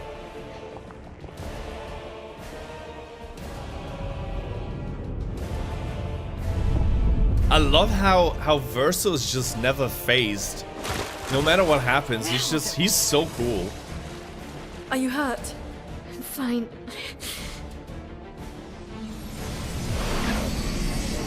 Wait, is Lune canonically the healer? Never saw her use her healing powers. I think we have to eventually turn her into a healer. Ready? Such a cool boss! Hear me out. That boss too? Oh shoot, he has 4 arms. It's the Dualliste. We're gonna buff. Watch out, Maelle.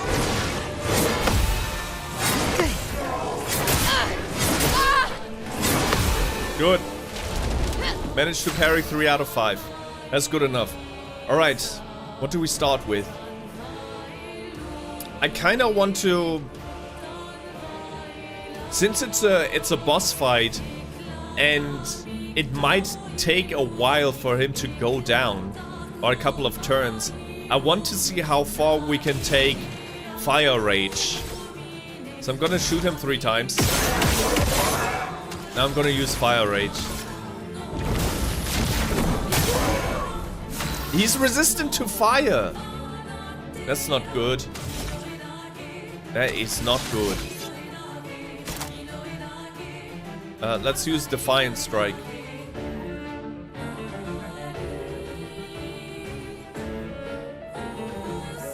Yeah. This will hurt.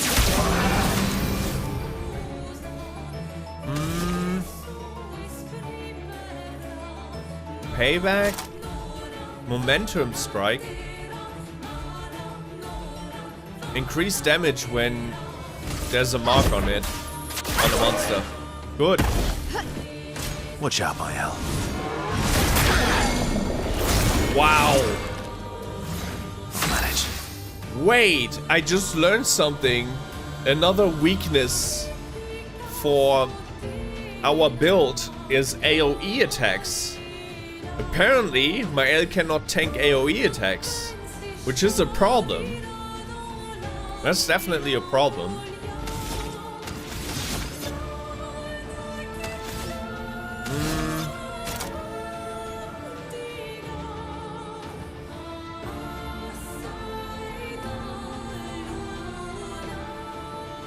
I don't know what to do.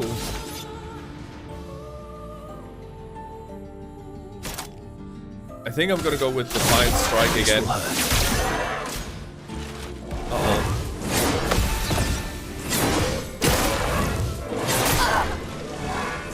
Ready to go.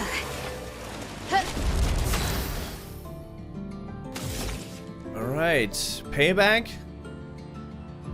Should I do payback?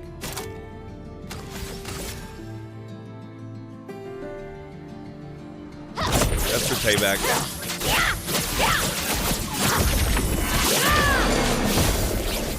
And we stunned him. Good! Time for him to go. Gonna use Mayhem. That's the cool finisher for this boss. Prepare.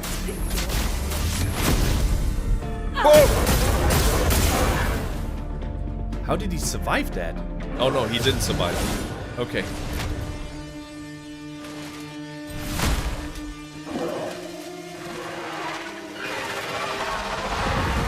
What is he doing? Oh no! Oh no! He has another face! I think I'll improvise. He has 4 arms, yeah. Let's hope he doesn't have a face for each arm.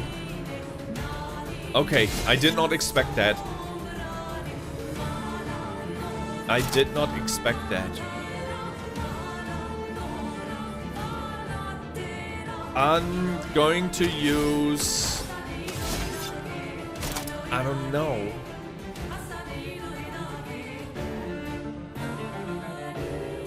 Three. Yeah, let's shoot him 3 times.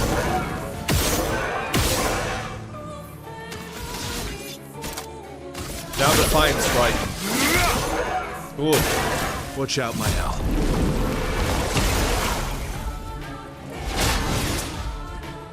I think he just debuffed us.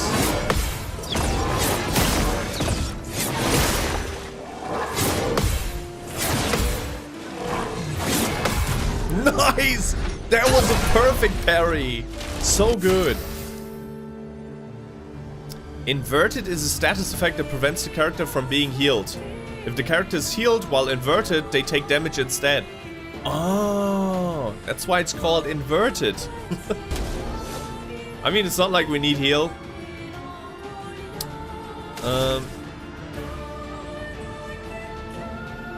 Let us go with...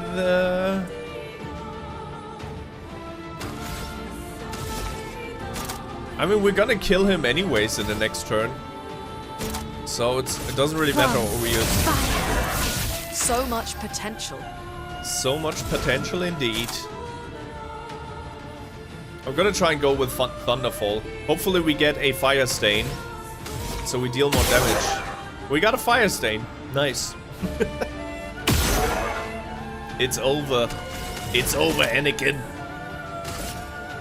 Say goodbye. Lightning, strike! I'll manage. Okay, maybe not over. But we're gonna finish him off with Verso. This will hurt. Boom! Oh, don't tell me he has another form.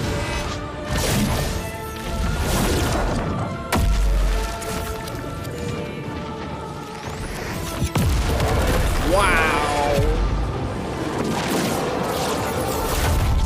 Wow!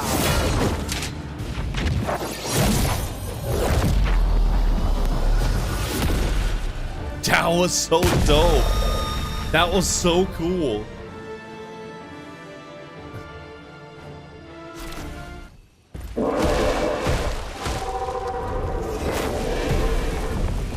I could have handled a 3rd phase. Well, turns out this Nevron wasn't that strong, but you did well. Look at him. You learn Look fast. how cool he is. It's like, that was nothing. Just a warm up. All this. This is what we're fighting for. Oh shit, those are all corpses.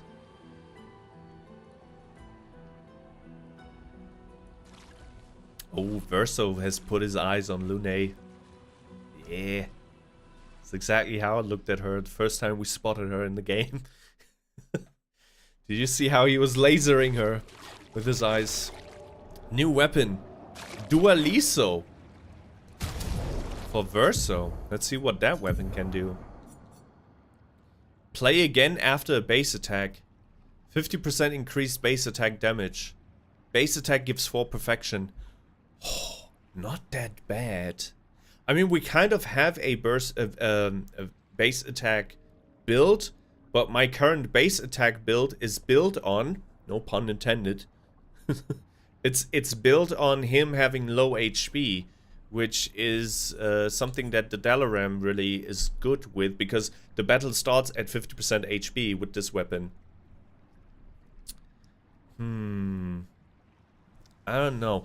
I might play around with Dualliste off stream. I might actually switch to Dualliste, but then I have to switch everything, like attributes and all the other fun stuff. So, not gonna do it right now. Combo attack, base attack has 1 extra hit. Now that's even better. Dude, I think we have to... I think we have to do a base attack build with Verso. No, Verso, look at me. Yeah. We're not there yet, Cloudy. We're not at a point where we can beam ourselves into our games and date our gaming characters.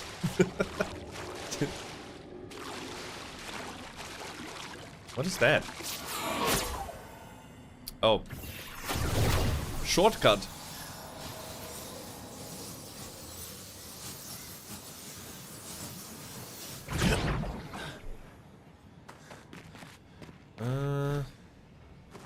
Another shortcut. Oh, what is here? Nice. Game thought it could fool me. I see everything. Now I'm a bit paranoid that I might have missed out on something down there.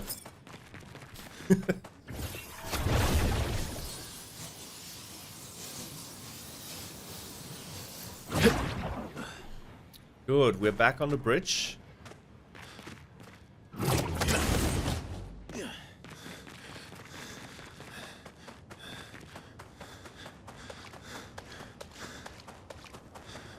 Back on the bridge. Wait, are we on the other side, or is that where we came from? Is this where we came from, or is it the other side?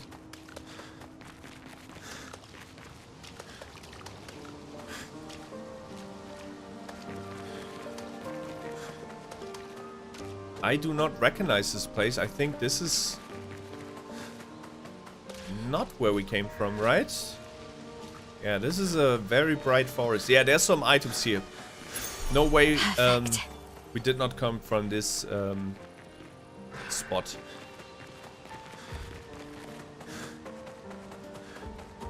A piss rope. Damn you! Now I cannot get that image out of my brain. It's a light magic rope, not a piss rope.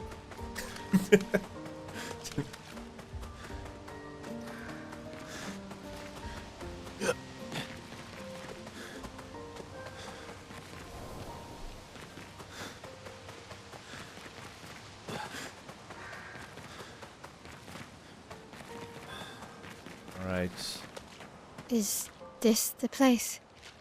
Yeah. Oh, this looks We can cool. bury your friend under this tree.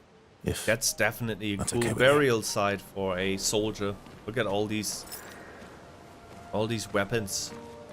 It reminds me a bit of, I swear to God, don't laugh at me, but this game has a bunch of Kingdom Hearts influence. Which, if you look at Kingdom Hearts footage, you probably say, wait, are you mad? Are you crazy? But trust me, this definitely has a little bit of Kingdom Hearts influence as well. Oh, moment of silence.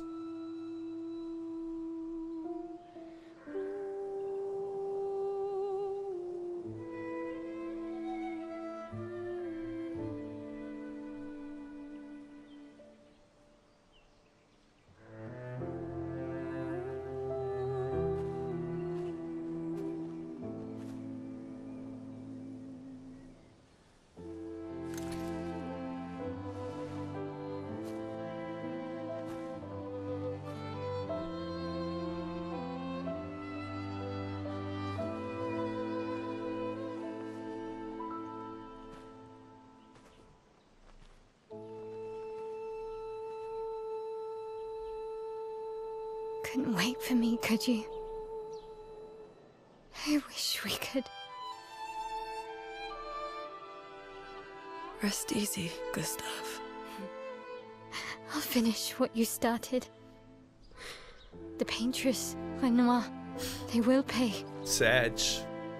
No more dome. Just open skies.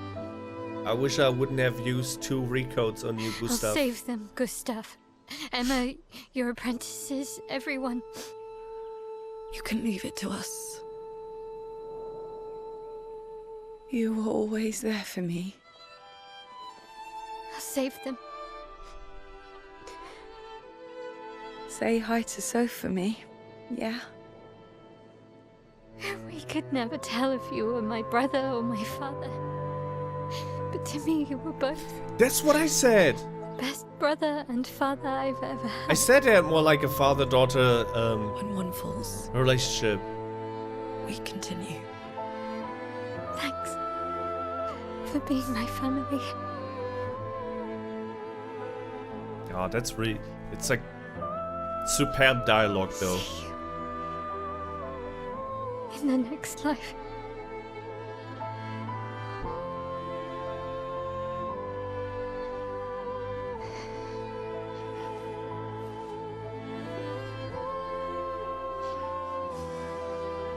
Beautiful scene.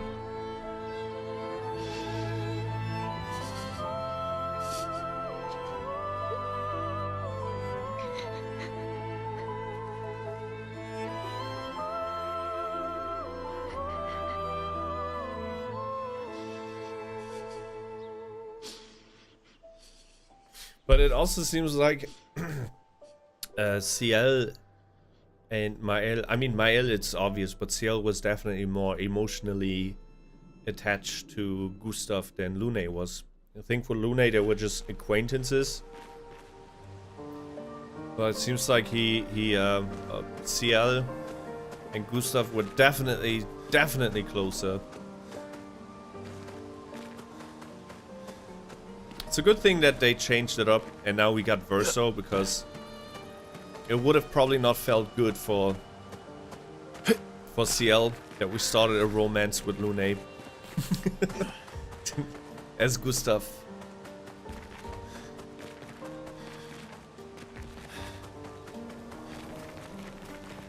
Oh wait, it's the end of the area already. Now that I see Lune closer, I can see why Verso likes her. I mean, to be totally honest, all the characters, they definitely put a lot of thought and work into character design. It's not just some random character creator that you have, right, with random ass looking NPCs. They definitely thought about how they're supposed to look like. Verso fits his role really well. With him graying, even though he's the same age as Gustave, he's so much wiser, right? Because he's been living for 100 years, and you can see that in his design, in his expressions, in the way he talks. And with Maelle, I'm currently seeing, like, maybe that's like the storyteller in me talking, but we definitely see a lot of character progression here. We see a kid almost growing into an adult in a very dangerous environment. She's growing up in front of our eyes. Lune is... I cannot describe Lune. Lune is definitely more task-oriented, right? But she does have emotions, and she sometimes does let those emotions out. She's trying to... she's very... I'm missing words in English. I don't know how to explain it, but she's like very... She is calculating almost, like, the situations. Right? She is... There's one word that describes her pretty well, but I cannot find it. She's definitely a leader.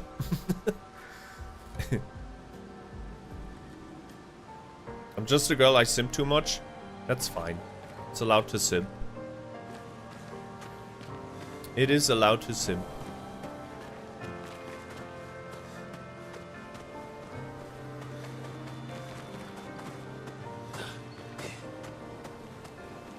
It's a cool tree. This tree kind of looks like the one in Game of Thrones. You know that tree of life or whatever it was called? Those magic trees? Which never really did anything in the show.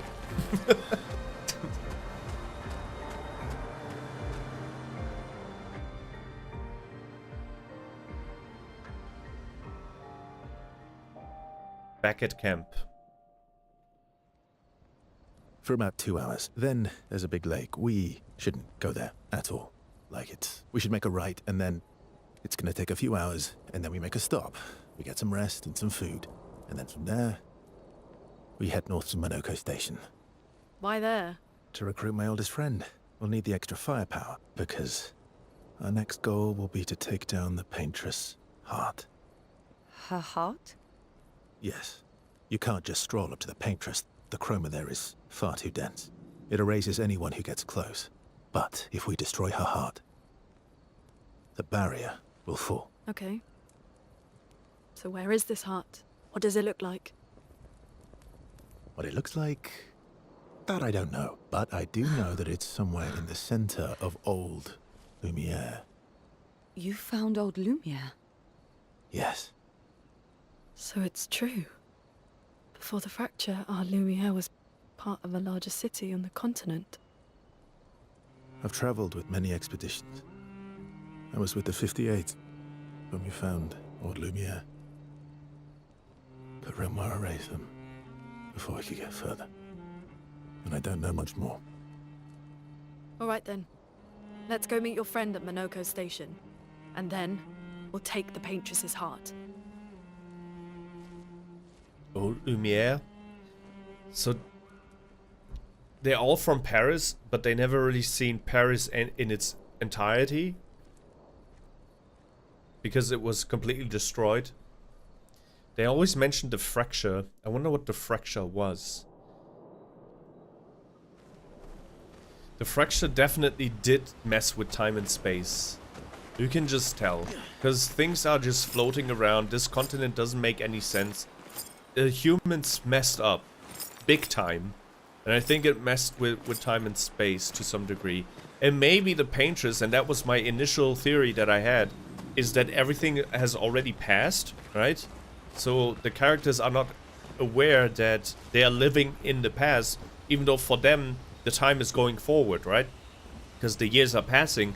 But what is actually happening is that the countdown, once it hits 0, it's like time has caught up. That is my big assumption that I have. So we are already basically, we're living in the past, and nothing they will do will change anything, because the event of the fracture already has occurred. Maybe it was like a bomb of some sort, and instead of just erasing everything, it put the world into like a time loop or something like that. Or put time on hold for 100 years. That would be a very depressing ending though, because it would mean that no matter what we do, there was never hope in the first place.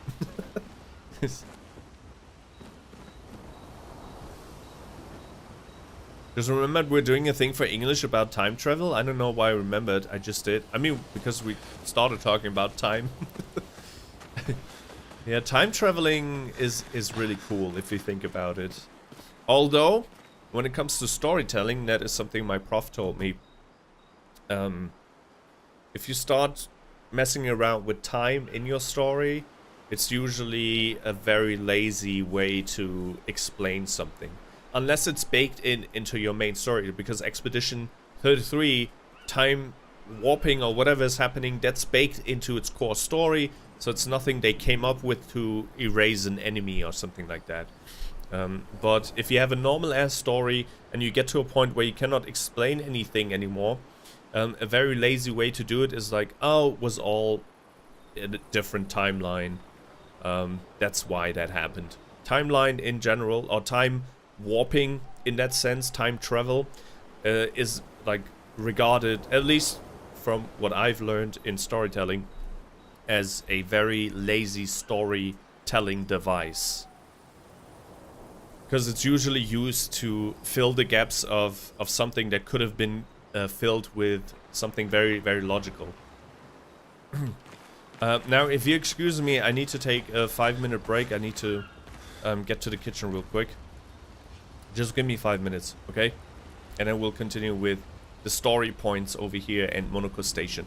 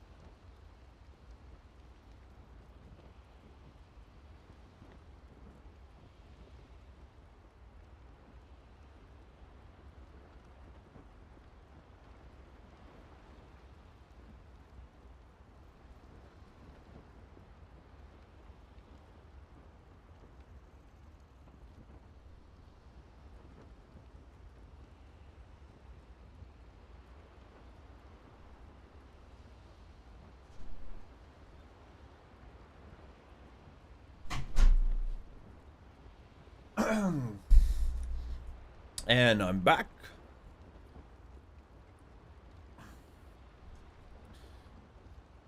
I'm back.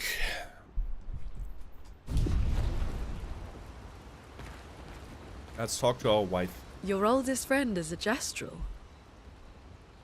Yes. We've been friends for as long as I can remember. Gustave would have loved that. Why? Because he liked Gestrels? Because he liked the idea of friendships that could last decades. Aww. We don't get to enjoy such long friendships in Lumiere. You want to spend time with Lune? Yes! But not right now, because I need to talk to everyone else first. How come Minoko lives so far from the other Gestrels? Minoko's a searcher. They travel the land looking for Gestrels who went missing after the fracture. The lost Gestrels. Yeah. That and he, pissed off Golgra. So he was expelled. I'm gonna clean my room. Okay. That was sad. Yes. Yeah. You were sad. Yeah. You were thinking of Julie. Who's Julie? Well, not just her, but... yeah. Oh, I feel like Julie is the... is what Sophie was for Gustave. What the heck? Yeah. I do. Oh. You want to spend time with Esquie? No. We have more important things to do. Let me just go to the curator. I want to see if we now have enough materials to upgrade Maelle's weapon as well. No! We still need one resplendid chroma catalyst. Only had 2 of those.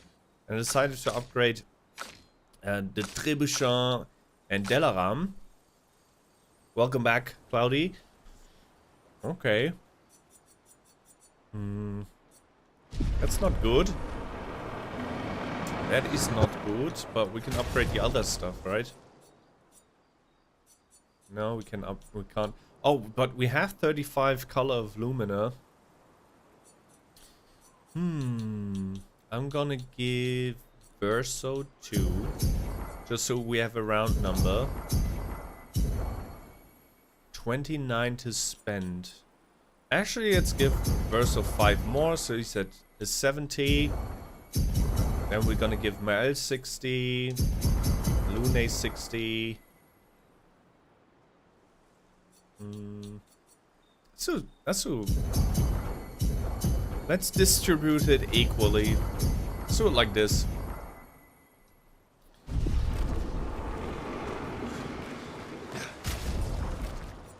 Alright, now to the Pictos. I think there's a Picto that is a little bit better suited for Maelle. We have Sweet Kill, recover 50% health on killing an enemy. No. Revive Tint. This is 250 HP and 90 defense. Revive Tints also give 3 AP. That is really good, but we also don't want to use Revive Tints that much, because that means our team members are dying, and that's usually not a good thing. Inverted Infinity. Apply Inverted Infinity on self for 3 turns on battle start. 50% increased damage while inverted. I think this is awesome for Verso. Empowering Tint. Healing Tints also apply powerful. No. Base attacks has 1 extra hit. On death, 4 AP to all allies. That's kind of nice. But once again, we don't want characters to die in the first place, so... 1 AP on successful parry. Energizing parry. I don't know. We'll kill things as they are right now. We'll do a little bit of min-maxing later on. I will probably, by the time we play Expedition 33 again, I'll probably turn Verso into like a base attack beast. And probably give him a different weapon as well. Right, is there anything we can upgrade? Oh yeah, plenty of things to upgrade. I'm just gonna dump 1 into Vitality, 4 into Luck, and then the rest in Might. No, actually, gonna dump everything into Vitality, because that is our main stat right now. But Might would also be nice, because Might is just giving us straight up more attack power. Look at this. Like if we invest 9 in Might, we'll jump from 718 to 748 attack power, and that increases all damage dealt. Whereas if we dump everything into Vitality, we do get attack power as well, but the difference is huge. Look at that. 70-31 instead of 748. Still, I think I'm gonna dump everything in Vitality. Alright. And plus we have 9 recodes, so doesn't matter if we make mistakes along the way. I'm gonna dump everything into luck, I think. Or Vitality. Let's do 5 Vitality. No, actually, we're currently playing a playstyle where he doesn't really need that much HP anyways. So, yeah, more luck.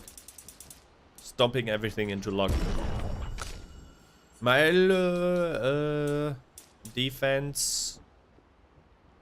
Yeah, let's just do lots of defense. Lots of defense.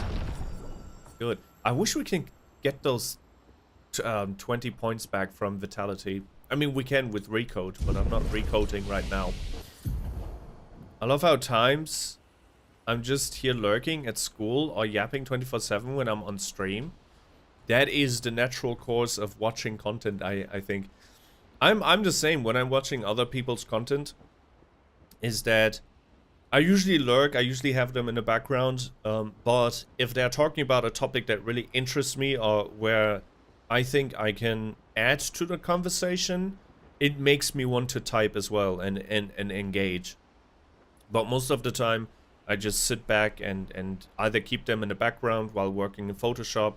I do that, I talked about it the other day, that I currently watch a lot of Takanashi Kiara streams because she's usually live around the time I'm still working in Photoshop. I do work in Photoshop a lot, at least I did in the past a lot, or lately, and in Canvas. So usually when she goes live, I'm still working on some shit, and it's just a nice thing to have in your ears, I guess. Like, instead of listening to music, because your ears get numb at some point. When you're listening to too much of music, if you're listening to music all day while working on some stuff, at some point it's just so, I wouldn't say exhausting, but it's almost like annoying. Especially if you're listening to songs that you already know. At some point your brain tells you, dude, shut up. I'm tired of listening to that song. But you usually don't have that when you're listening to someone talk in a stream, because it's a very rare occasion that you have someone say the same things over and over and over again in a stream. Every stream is pretty unique, and that is also the nature of live streams, which is really cool, because even if I would do today's stream again, basically reset the save state and then go through the same areas again, it would still be a different stream from today's stream. Just because I might maybe miss out on the interaction with Cloudy, maybe Cloudy's not there, and that transforms the streams and the content. That's why live streaming is so cool. It's interactive, and depending on what type of interaction you have, whether you want to engage with those interactions or not, because there are streamers who at some point when they reach a certain size, they cannot really interact with the community that much anymore, so they just, basically it's like a one-man show. But if you're on a smaller size, there's a lot of back and forth, and that back and forth makes the entire content a little bit different. I'm just yapping because I'm the only one yapping. I think someone else is here lurking, but I don't know, because I see 2 people watching. I don't even see who's watching. I did turn that off when I was still on Twitch, because at some point it messes a little bit with your mental. But on YouTube, I just don't see it in my OBS screen. On Twitch, when I go live on Twitch, it will be displayed on your screen and in OBS, but not on YouTube. YouTube has not caught up yet, thankfully, in that regard. Because if you're a smaller streamer, not so much at the beginning, but if you've been a small streamer for a long time, at some point it will just mess up with your mental. Especially when people come in and be like, oh, why is nobody talking? Like, Because it's 2 people in here. That's why. Just shut the freak up and enjoy the show. I'm important. Everyone is important in this community.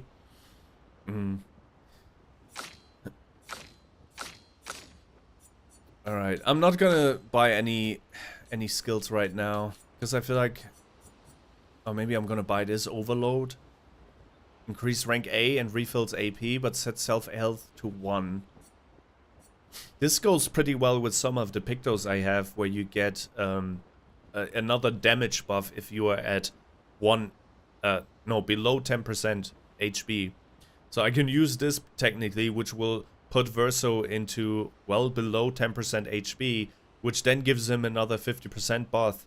So Overload could be used as like a Hail Mary final last dance final attack. But right now I don't feel like the need to do that. We haven't faced an enemy yet where I was like, oh no, we gotta go all or nothing. Strike Storm deals very high single target damage, 5 hits, uses weapons element.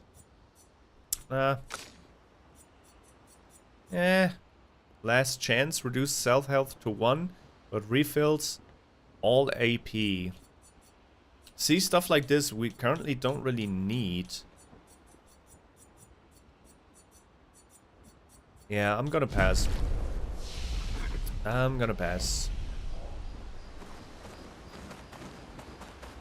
do my part. I know this joke. I know the meme. Okay, let's talk to Sciel as well, even though I don't care about what she has to say. How far up the mountain is Minoko Station? Will we see snow? Not too high, but yeah. There's usually snow. Fantastic. Oh, right. There's no snow in Lumiere. No, only in books and paintings. It's almost as mythical as Gestrels. And just as fun. And sometimes just as deadly. Oh. Really? My husband was obsessed with the idea of snow. I can't wait to see some. That you will. You want to spend time with Sciel? No, thank you. Seems like almost everyone, except for Lune maybe, has lost their significant other. Or like one family member. Like Maelle, but Lune probably also has lost a bunch of people. But she's very... She's very careful of what she shares, I feel like.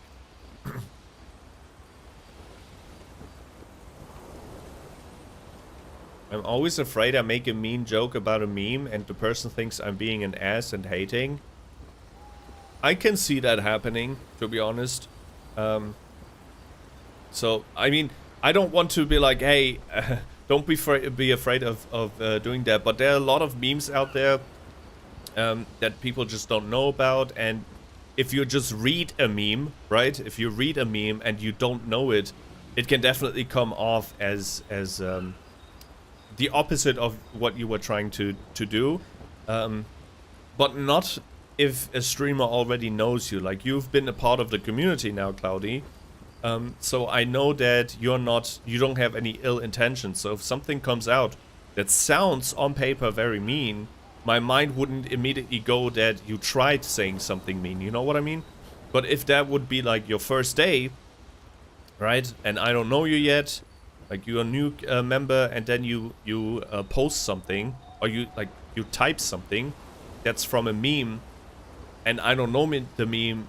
I can definitely see that happening, like it causing confusion, or it causing like the opposite of what you were trying to do.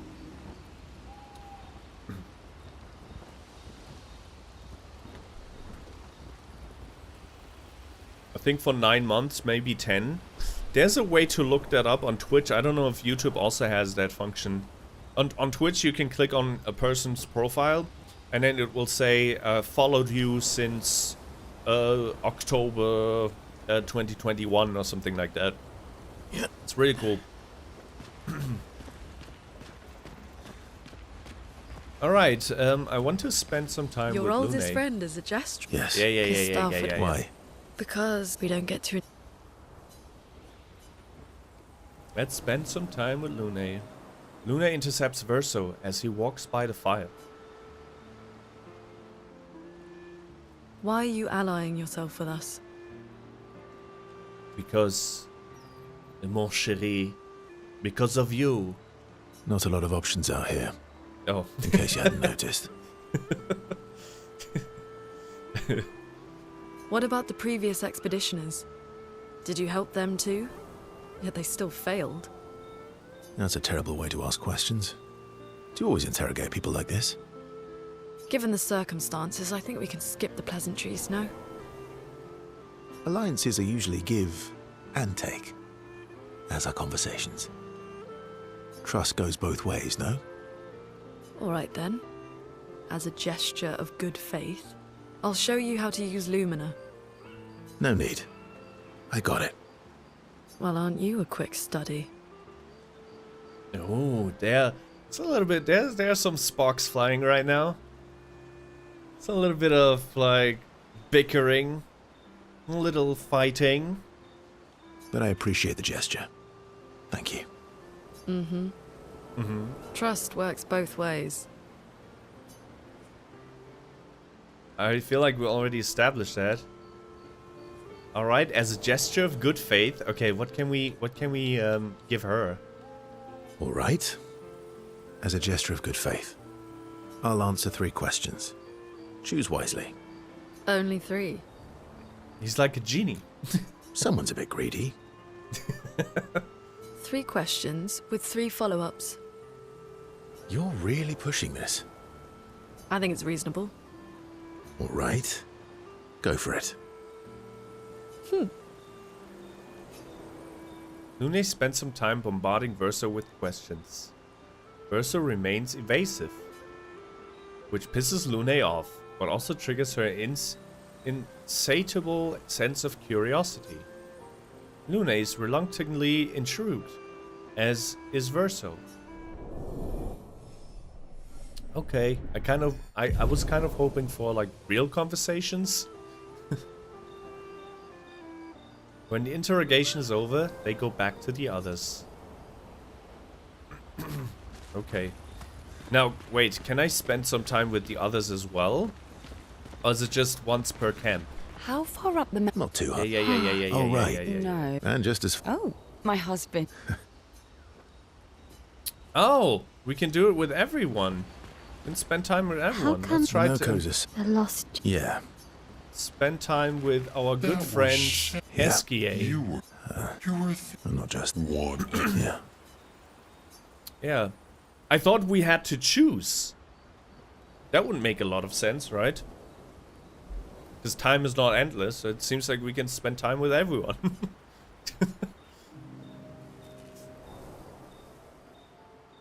She reminds me of someone. Who, Maelle? Oh. Maelle. Maelle. Have I met her before?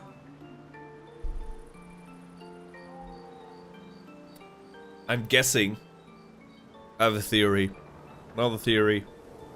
Where are my theory glasses? Okay.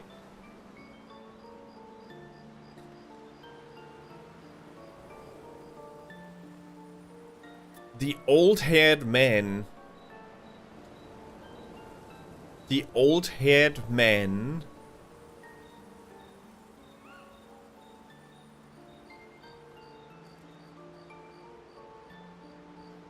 Never mind. I wanted to say the old-haired man is Maelle's father. That's why Esquie knows her, because it's like... But it doesn't make any sense. The old man is too... He's too old. Plus it's been 67 years. Who are Maelle's parents?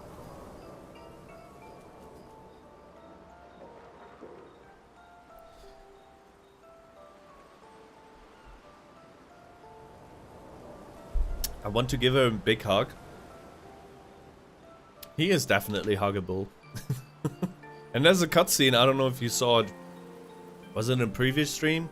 No, the one before that, at the end of Act 1. Where Maelle is so sad about the loss of Gustave that he literally gives her a hug. Well, you also thought you knew Sciel. Oh, but I do. Wait, don't I?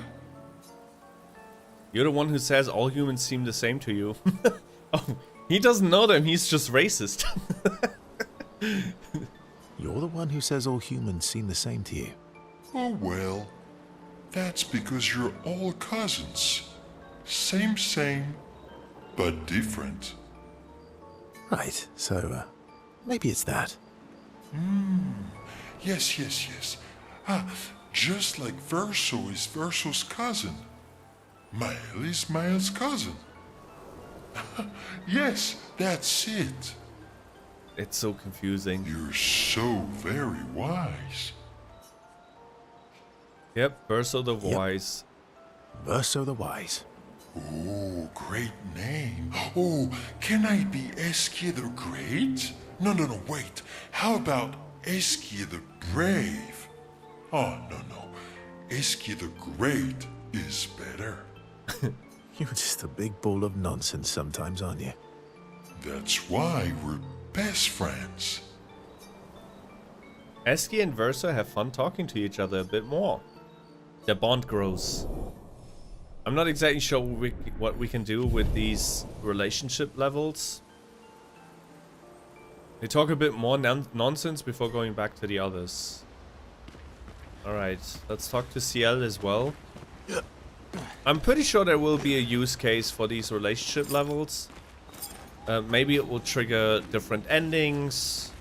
We never know. How far up the mountain is Monoko's step? Not too Yeah. Oh, right. Let's spend some No. time And with just as Sciel fun- as well. My husband. Maybe we will start liking her a bit more if we find out more about Sciel. I don't know. Verso approached Sciel, who seems open to talking.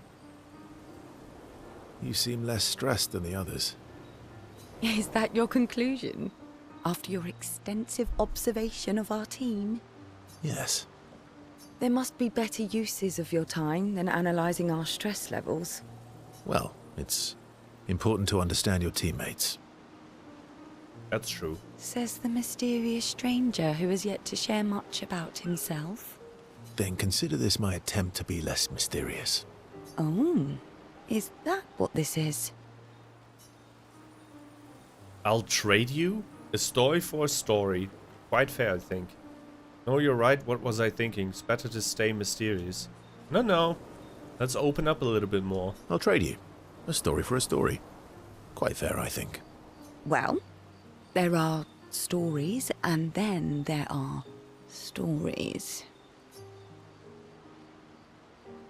It doesn't seem like he understands the difference. You first then.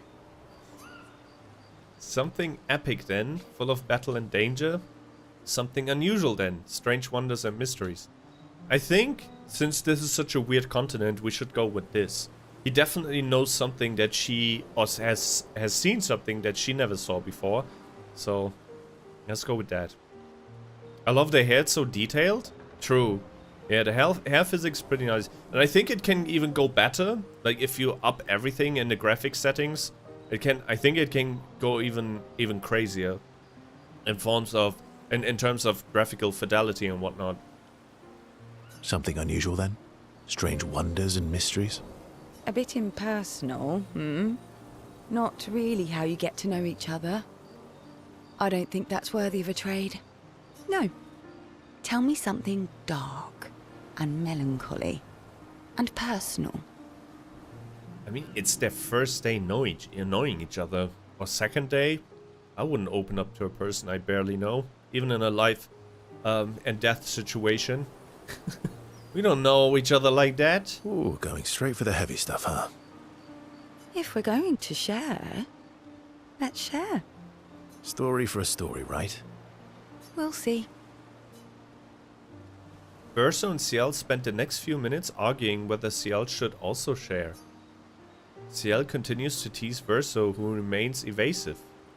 Verso and Sciel's relationship grows a little bit. So they ended up not talking. Okay. They head back to the others. Alright. I love detailed games. Same here. Same here. I wonder if we should keep going. It's been 3 hours and there's a huge new area ahead of us, Monaco Station. I'm gonna rest here. Let's end the day, see if there's another cutscene happening. Remember the current objective. Write in the journal of Gustave's apprentice. We should do that for those who come after. Maelle finds a spot where she can write. She spends some time writing Gustave's journal to honor his memory. She gathers the courage and writes about Gustave's sacrifice, how he laid the trail. She hopes Gustave's apprentices will read this journal someday. Maelle heads back. Okay, let's... Wait, does that trigger something? Check up on the others? Maelle quietly approaches Lune, wanting to apologize for her behavior on their way to bury Gustave. Hey. Hey. I didn't mean... It's fine. I just... I miss him too. It's hard.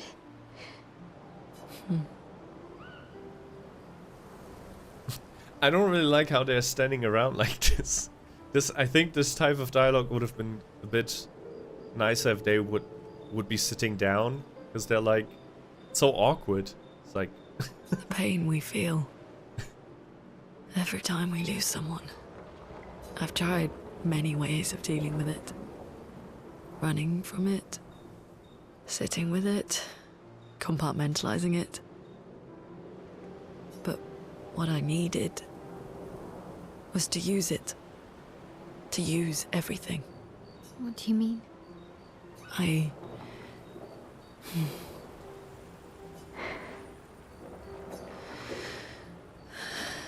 I feel everything. And I let it burn inside me. When I'm tired, when I feel hopeless, when I want to just let it all go. I use the pain. I use the fear, the shame, the guilt, the anger. I use it all to keep going. To make sure I continue. Lune. I can almost feel them beside me. Everyone we've lost. Walking with me. Especially when I use Chroma. I feel their presence, their closeness. And they help me. You feel Gustave? Yeah, I do.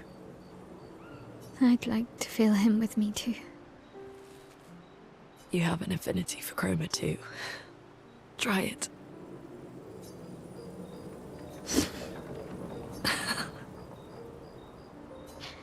How do you always know what to do? I don't. Want to know a secret? I have no idea what I'm doing. And I don't think anyone else does either. I have no idea what I'm doing most of the time. That is so true. Really? Don't tell anyone else I said that.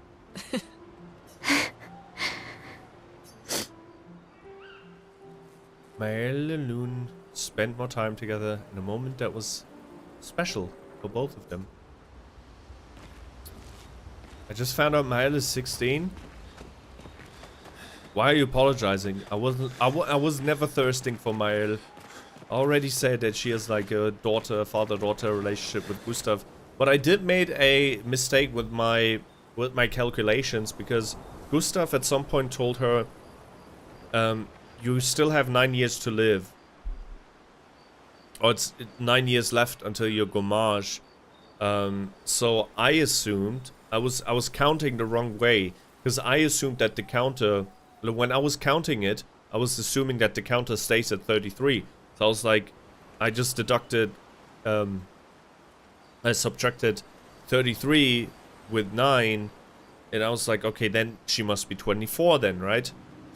But that's not the case, because if her Gummage is in 9 years, that means, like, if you just do 33 minus 9 and 16 plus 9, that means that her Gummage will be at 24. Right? It doesn't mean that she is 24. It just means that the counter will go down as her age goes up. So in 9 years is when she will hit her limit. In 9 years is when she will be older than what the counter will be. So that was my mistake when I was trying to figure out how old she is.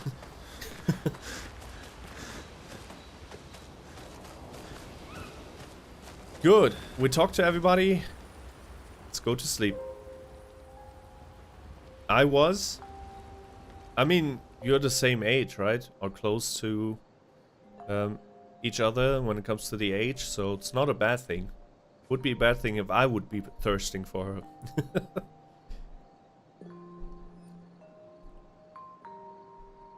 Thanks. It really was a beautiful place. Glad you liked it. I've buried friends there too. You were right about condolences. We offered them because we don't know what else to say, but there's no comfort there. No. Only thing that can heal you is wait. Carry them with us. I guess.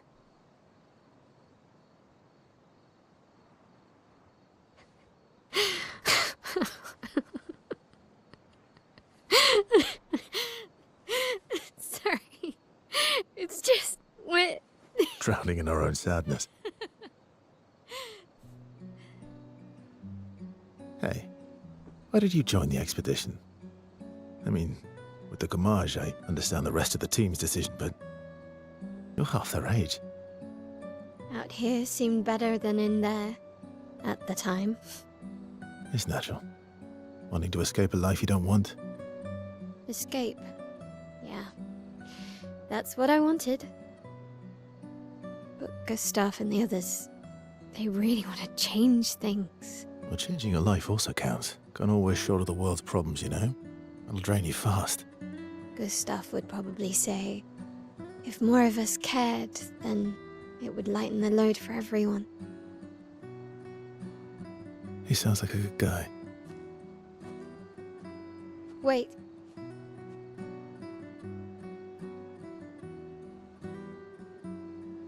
I kept Gustave's, so you can have mine. You'll need one if you want to be an official member of our merry crew. I gotta say, I didn't take you for an official kind of person. That's a cool bonding moment. I love that. Welcome to the disaster expedition. Thank you.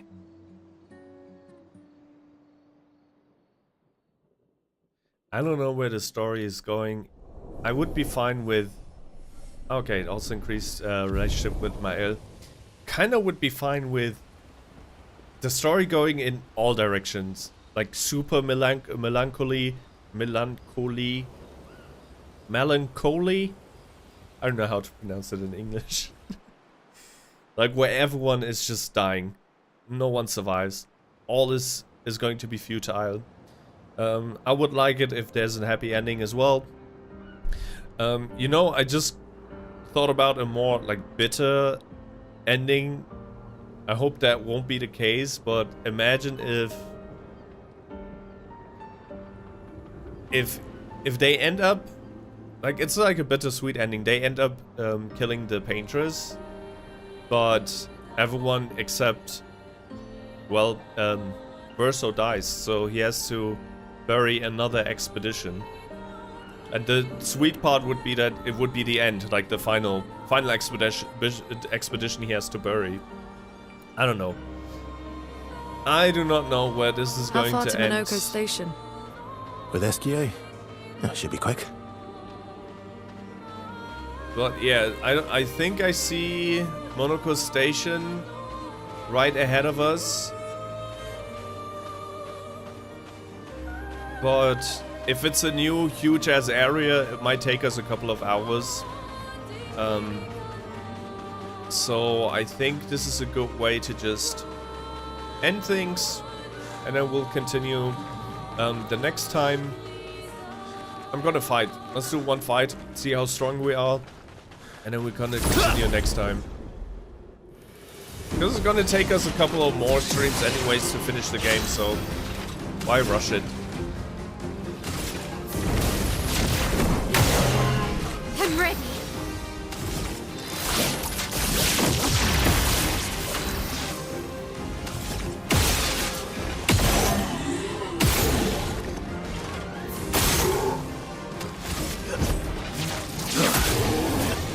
Get ready.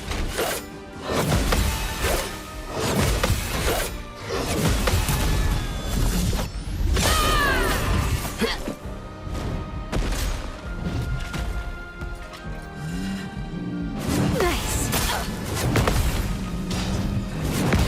That's better. Okay. Oh.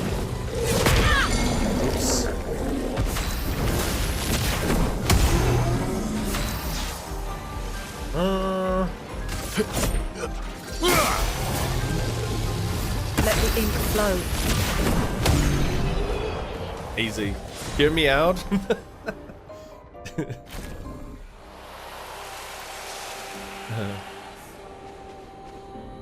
Yeah, let's set up camp here and then call it a day. Thank you so much for watching, everyone. Thanks so much for being here, Cloudy. We will see each other tomorrow with just chatting. There are some things that I still have to think about that I will talk about tomorrow in terms of channel future. But yeah, I'm not gonna spoil things. We're gonna talk about that tomorrow. And take care, enjoy the rest of your Saturday. I'm going to, well, watch some TV now and have more dinner. Have a little bit of leftovers and watch some TV. See you around. See you tomorrow. Bye bye. YouTube. Bye bye, Cloudy.